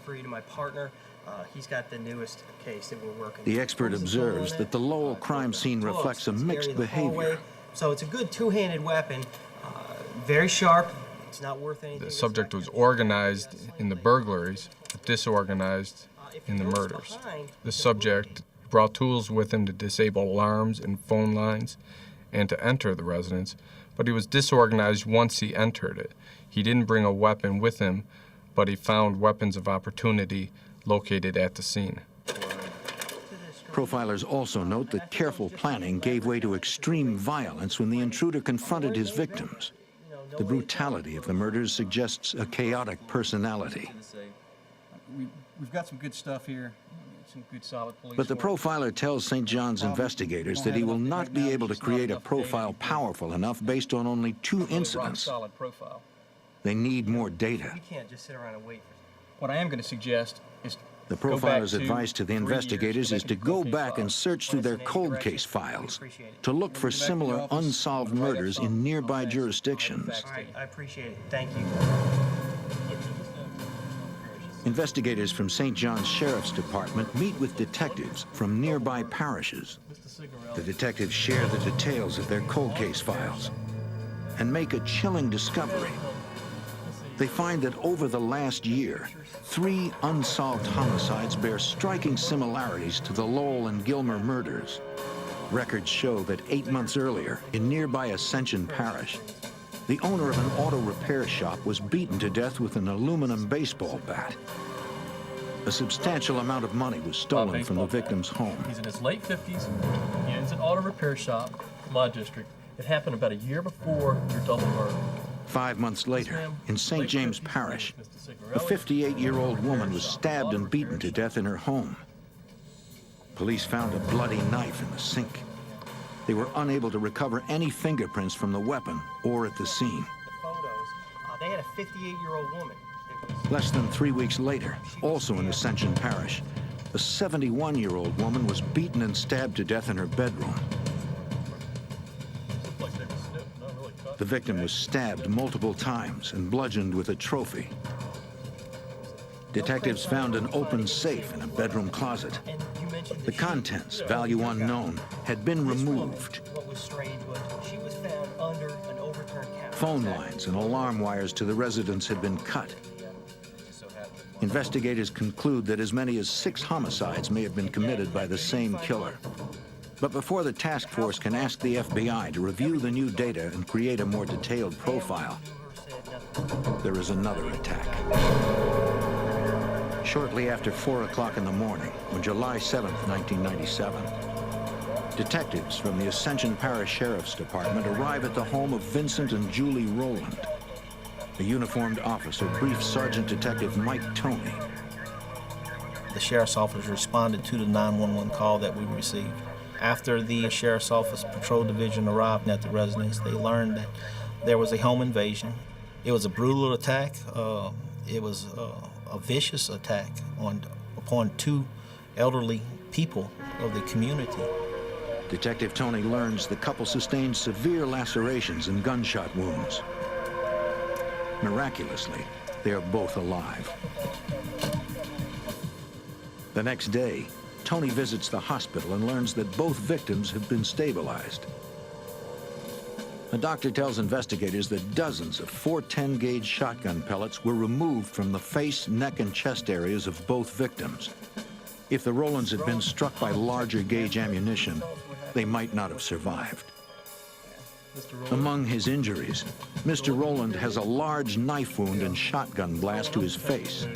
It was remarkable that he was able to talk and give us information. He was determined to give this information because he wanted his attacker caught. And he gave a wealth of information as to how the attack took place. The man tells investigators he and his wife were in bed, asleep. It was around 2 or so in the morning. He was awakened when this large 30-pound rock was thrown upon his face. As he rises up out of the bed, the attacker starts hitting him in the facial area with the side blade. He tries to defend himself from the attack. The man struck him with the sling blade over and over again. Mr. Rowland said he was ordered to open a safe that was in the bedroom closet. He told the man he couldn't open the safe because he was hurt too badly. He and his wife were forced into the bathroom. The combination of the safe.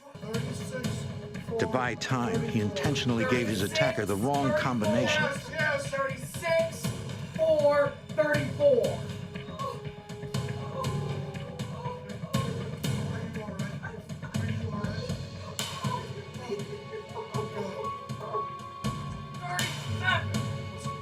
Wrong answer. That's not the combination.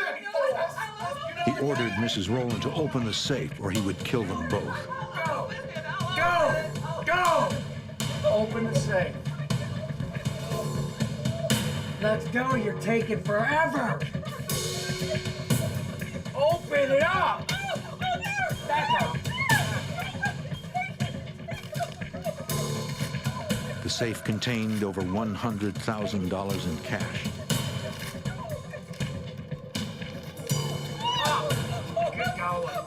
After cleaning out the safe, Stay there. I'll kill you.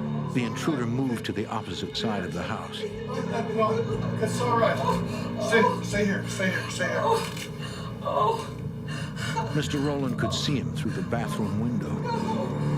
All right. Stay there. Don't go. No. Don't go. Stay here. Oh, no. I'll take care of this. He left the bathroom and went for the chest in the bedroom closet where he kept 2 guns.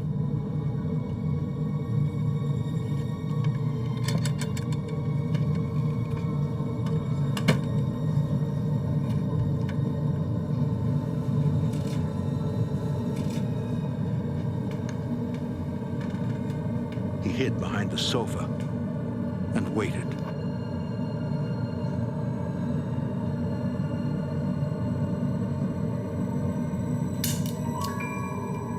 He had taken the wrong revolver. No. The one he kept loaded was still in the closet. The intruder had found a shotgun in a gun cabinet. No. Mr. Rowland was hit in the face. He laid there pretending to be dead, at which time he heard someone walk up to him, which he didn't realize it was his wife. He hears a second shot goes off, and then he realizes his wife had just been shot.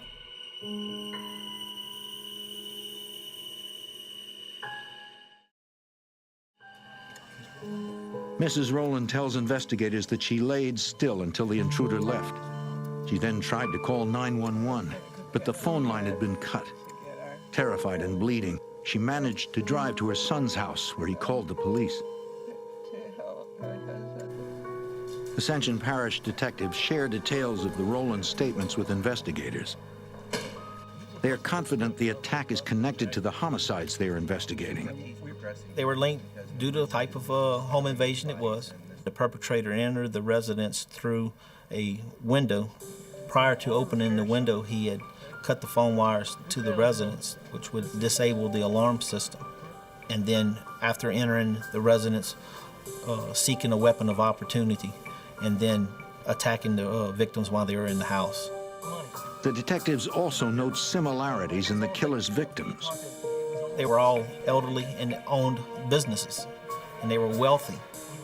The Rowlands are the only people who have come face to face with this brutal killer and lived to tell about it. investigators return to the hospital with a sketch artist who creates a composite drawing of the suspect based on the Roland's eyewitness description. They described him as a white male with kind of shaggy-looking hair, thin, very authoritative voice. They described his voice as being of a person from the River Parish, from this area, as far as having a strong South Louisiana accent. Investigators released the composite drawing of the assailant to the local news media. The wanted man is described as being a white male in his 20s or 30s, of average height with medium build and sandy blonde hair. Now, law enforcement from 3 Louisiana jurisdictions finally have their first lead in identifying a ruthless killer. An elderly Louisiana couple narrowly survives a brutal assault on their lives. Their attacker has been linked to 6 murders in 10 months. Now the suspected serial killer is on the loose with over $100,000 in cash. Armed with the survivors' statements, Louisiana investigators returned to Quantico, Virginia to present the newly linked cases to the FBI's profiling unit. The profilers agreed that the 6 homicides and the latest attack are most likely all connected. They suspect the killer lives or works in the area. He is nocturnal, and he may have recently purchased items he normally could not afford. The investigators now have a rough sketch of their suspect, but they need to move fast if they are to catch him. FBI Special Agent Dan Funk. Now you had 2 live witnesses, subjects under pressure to believe that there's people out there who can identify him. So we believe that either he would change his appearance or he might even leave the area. You've got several good... The profilers recommend forming an official task force and asking the public to look out for anyone exhibiting any of the characteristics identified by the unit. That's what we're going to recommend. We can do that. The public appeal prompts thousands of phone calls to the task force hotline. A security guard from a local video poker casino provides an intriguing lead. He tells a detective that one of the regular customers at the casino looks a lot like the composite drawing he saw on TV. Detective Mike Toney of the Ascension Sheriff's Department. He described the individual as a person who, before these attacks, would come in there and spend very little money. Poor dresser. Since the attacks, he would come in, he would spend a lot of money. He would then started sporting jewelry, riding a new motorcycle, basically changed his appearance. But the security guard does not know the customer's name. He gave a description of the person, what he looked like, as well as the vehicle that he was driven. And this vehicle was very unique. It was actually a truck, a large truck with a large boom on the back of it that was used to like lift motors and stuff and carry them around. The detective reviews the security guard's recorded statement with the rest of the task force. His description of the customer's behavior is consistent with the profiler's analysis. Hearing the security guard's remarks about the customer's truck, a detective realizes he knows the man being described. A pickup truck that had a homemade hoist on the back of it. The customer is an auto mechanic who once worked for a friend of his, the same man who had been beaten to death with a baseball bat in his home 6 months earlier. A murder linked to their suspect. Yeah, there's a handful of them. The mechanic's name is Daniel Blank. Blank is a former employee of an auto repair shop owned by the victim. He was one of 36 people police interviewed in connection with that crime. Although he had voluntarily given a statement to the police, detectives found nothing suspicious. A check of his record reveals one prior arrest for a minor theft in St. James Parish. That's one side. Anybody want to go out and talk to him? Investigators travel to Daniel Blank's last known residence to ask him some questions.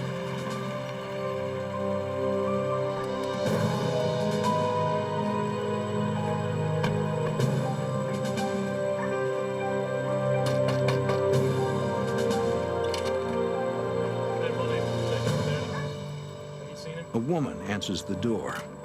She says she is the mother of Sonia Radford, Daniel Blank's girlfriend. She advised us that Daniel Blank and his girlfriend had just moved to Texas, that he wasn't there. Left my information with her. If she would speak to him after we leave, would she give the information to him that we needed to talk to him? Very important that he gets up with us. Okay, we greatly appreciate that. All right. Thank you very much. Appreciate it.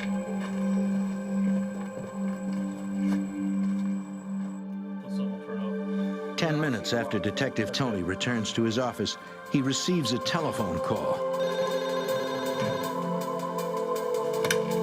Detective Tony. It is Daniel Blank. Hey, listen, can I put you on hold just a second? He says he is calling from Onalaska, Texas. And while I'm on the phone with him, I advised him that we were investigating several homicides of elderly people. And from those homicides, a large amount of money was stolen from these people. And he just started being a wealth of information. He started talking about how he was gambling, that he was winning a lot of money, that he had all the receipts for his gambling winnings. And during the conversation, he tells me that he will be back in Louisiana within a few days. So it was set up where he would come and meet with us when he came back into Louisiana. Okay, Daniel. Well, please call me as soon as you get back here, okay? All right. Thank you. All right. But Daniel Blank has no intention of returning to Louisiana. So investigators will have to go and find him. In Louisiana, authorities identify a suspect in a series of brutal murders. But as the investigation heats up, the suspect moves to a small town in the neighboring state of Texas. Federal agents in Louisiana contact Special Agent Rick Locke at the FBI's Lufkin, Texas resident agency. Agent Locke often works undercover, so his identity must be protected. Anytime that there's a case that would involve the violent death of a number of people and the possibility of a serial killer on the loose, that would be moved to a #1 priority. Agent Locke asks Lieutenant Detective Mike Nettles from the Polk County Sheriff's Department to locate and surveil Daniel Blank.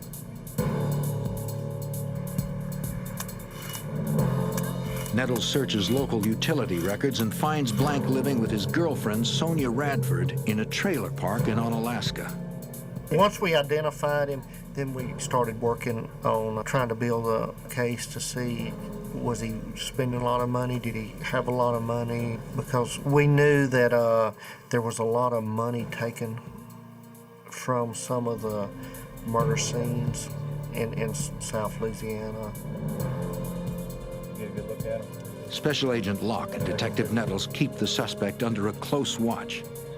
When we were conducting the surveillance of Blank, we did notice that he had purchased a vehicle since he had arrived in Texas.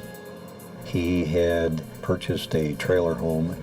He then leased a automobile repair shop business and opened a business known as Daniel's Automotive. Public records reveal that Blank has leased the garage in his girlfriend's name.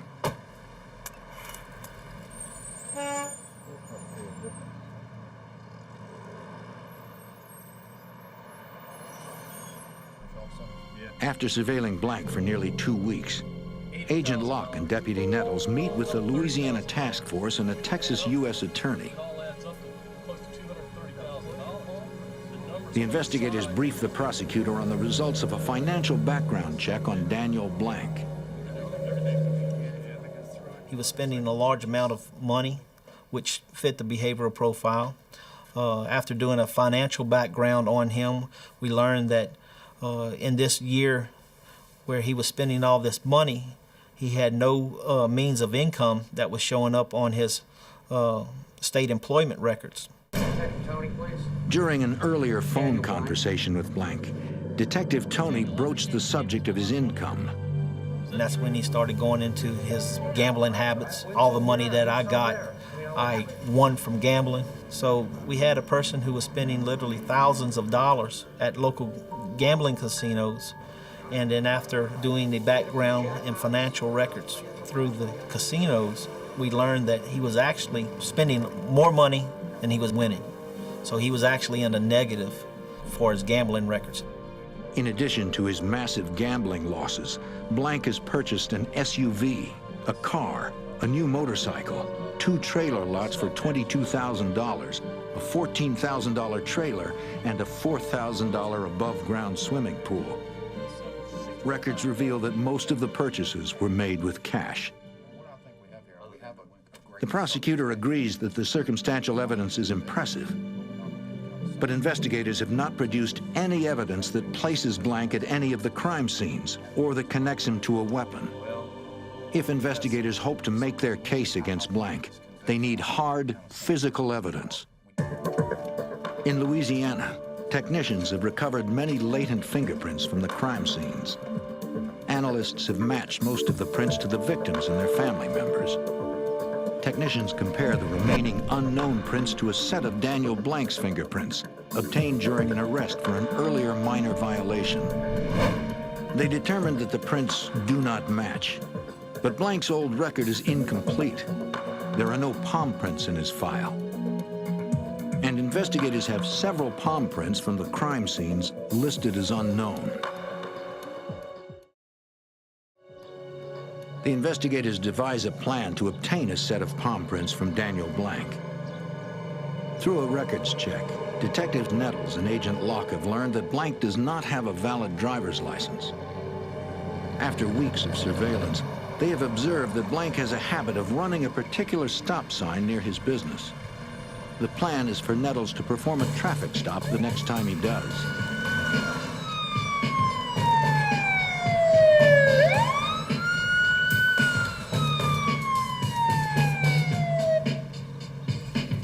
How you doing? See driver's license registration? I don't have my license on me. As predicted, Blank is unable to produce a valid driver's My license. license is expired. Okay, so we're gonna go ahead and have to go down to the courthouse.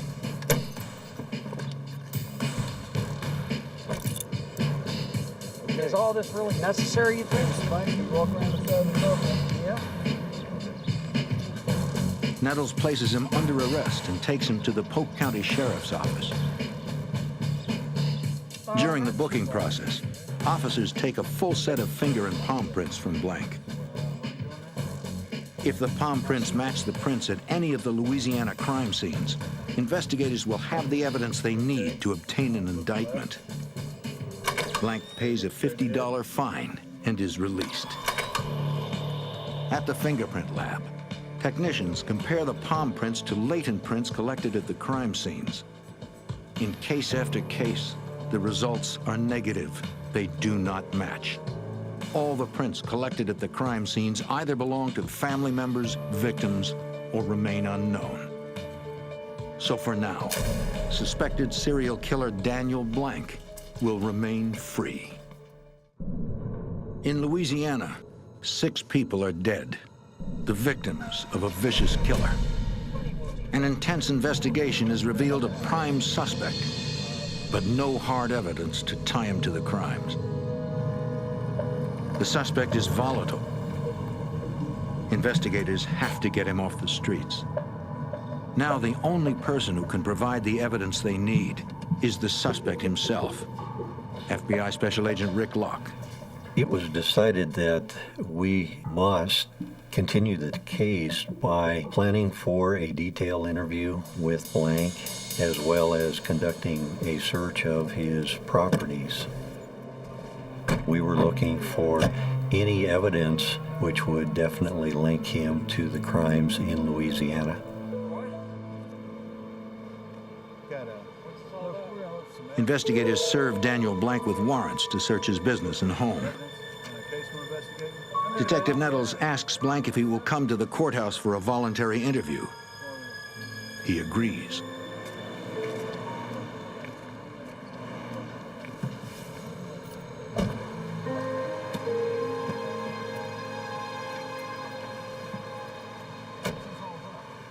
Blank is not arrested, but he is advised of his Miranda rights.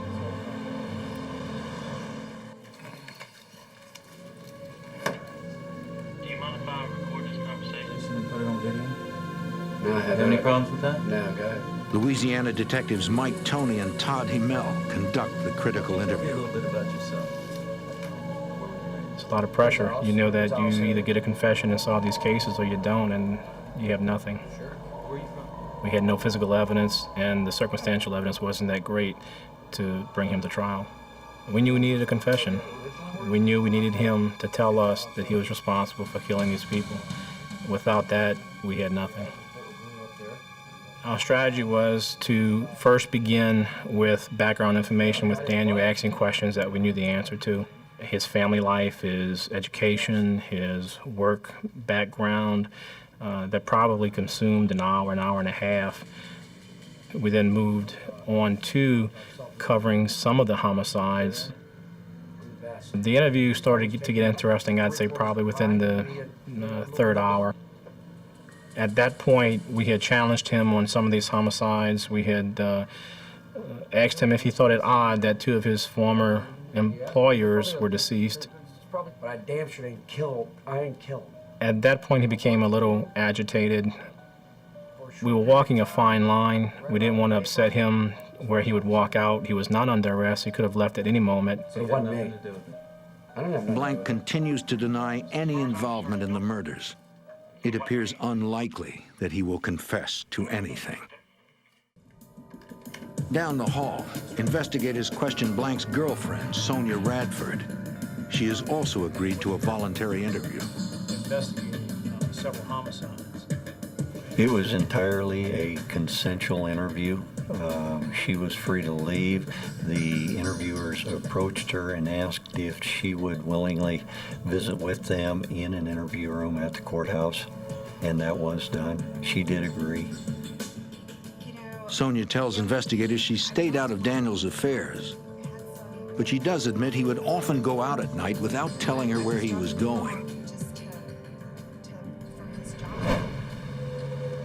Sonia also admits that a couple of times she dropped him off around the areas where the murders had been committed. Blank always told her he was going to repair someone's car.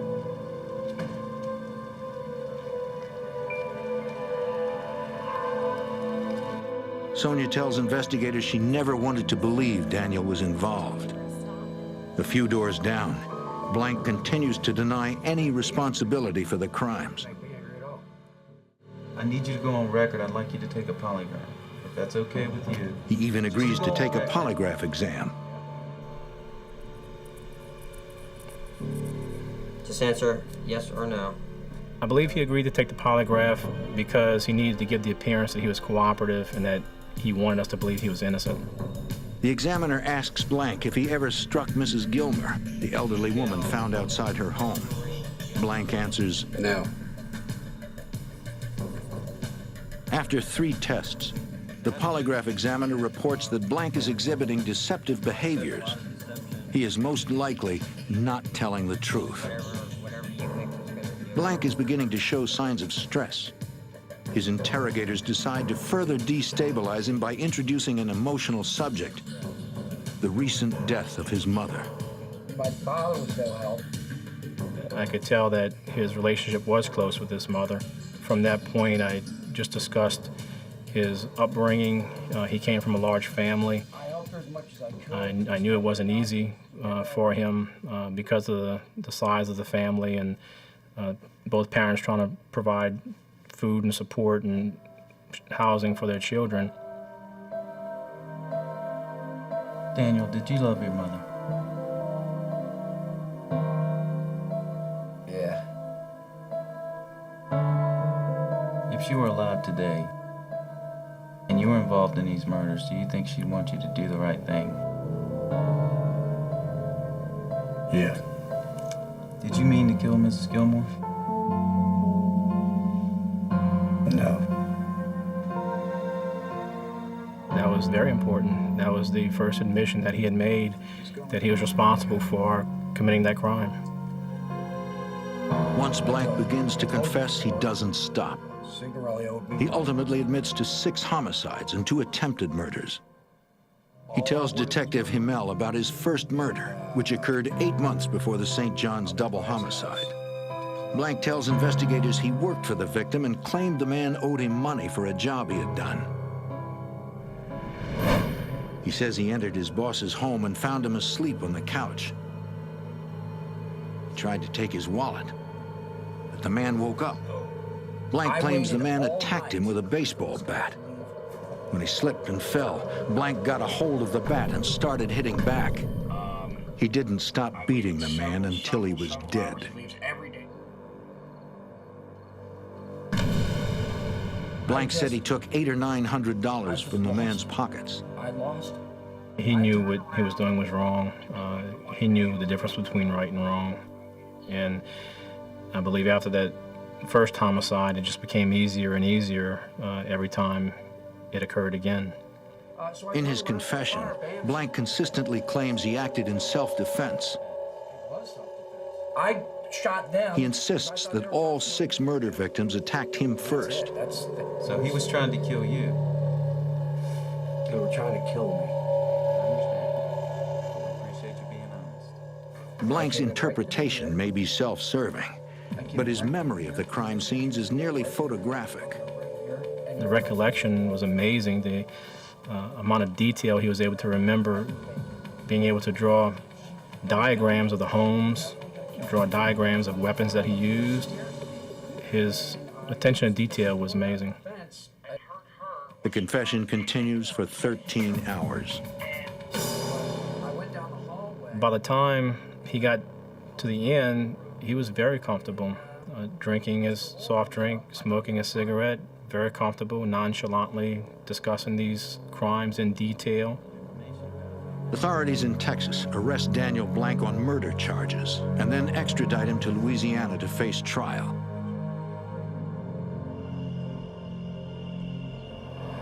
Daniel Blank is convicted of 5 homicides and receives 3 life terms and 2 death sentences. He is currently on death row at the Louisiana State Penitentiary at Angola. The state of Louisiana decides not to pursue charges for the 6th homicide and attempted murders, confident that Daniel Blank will never leave this place alive.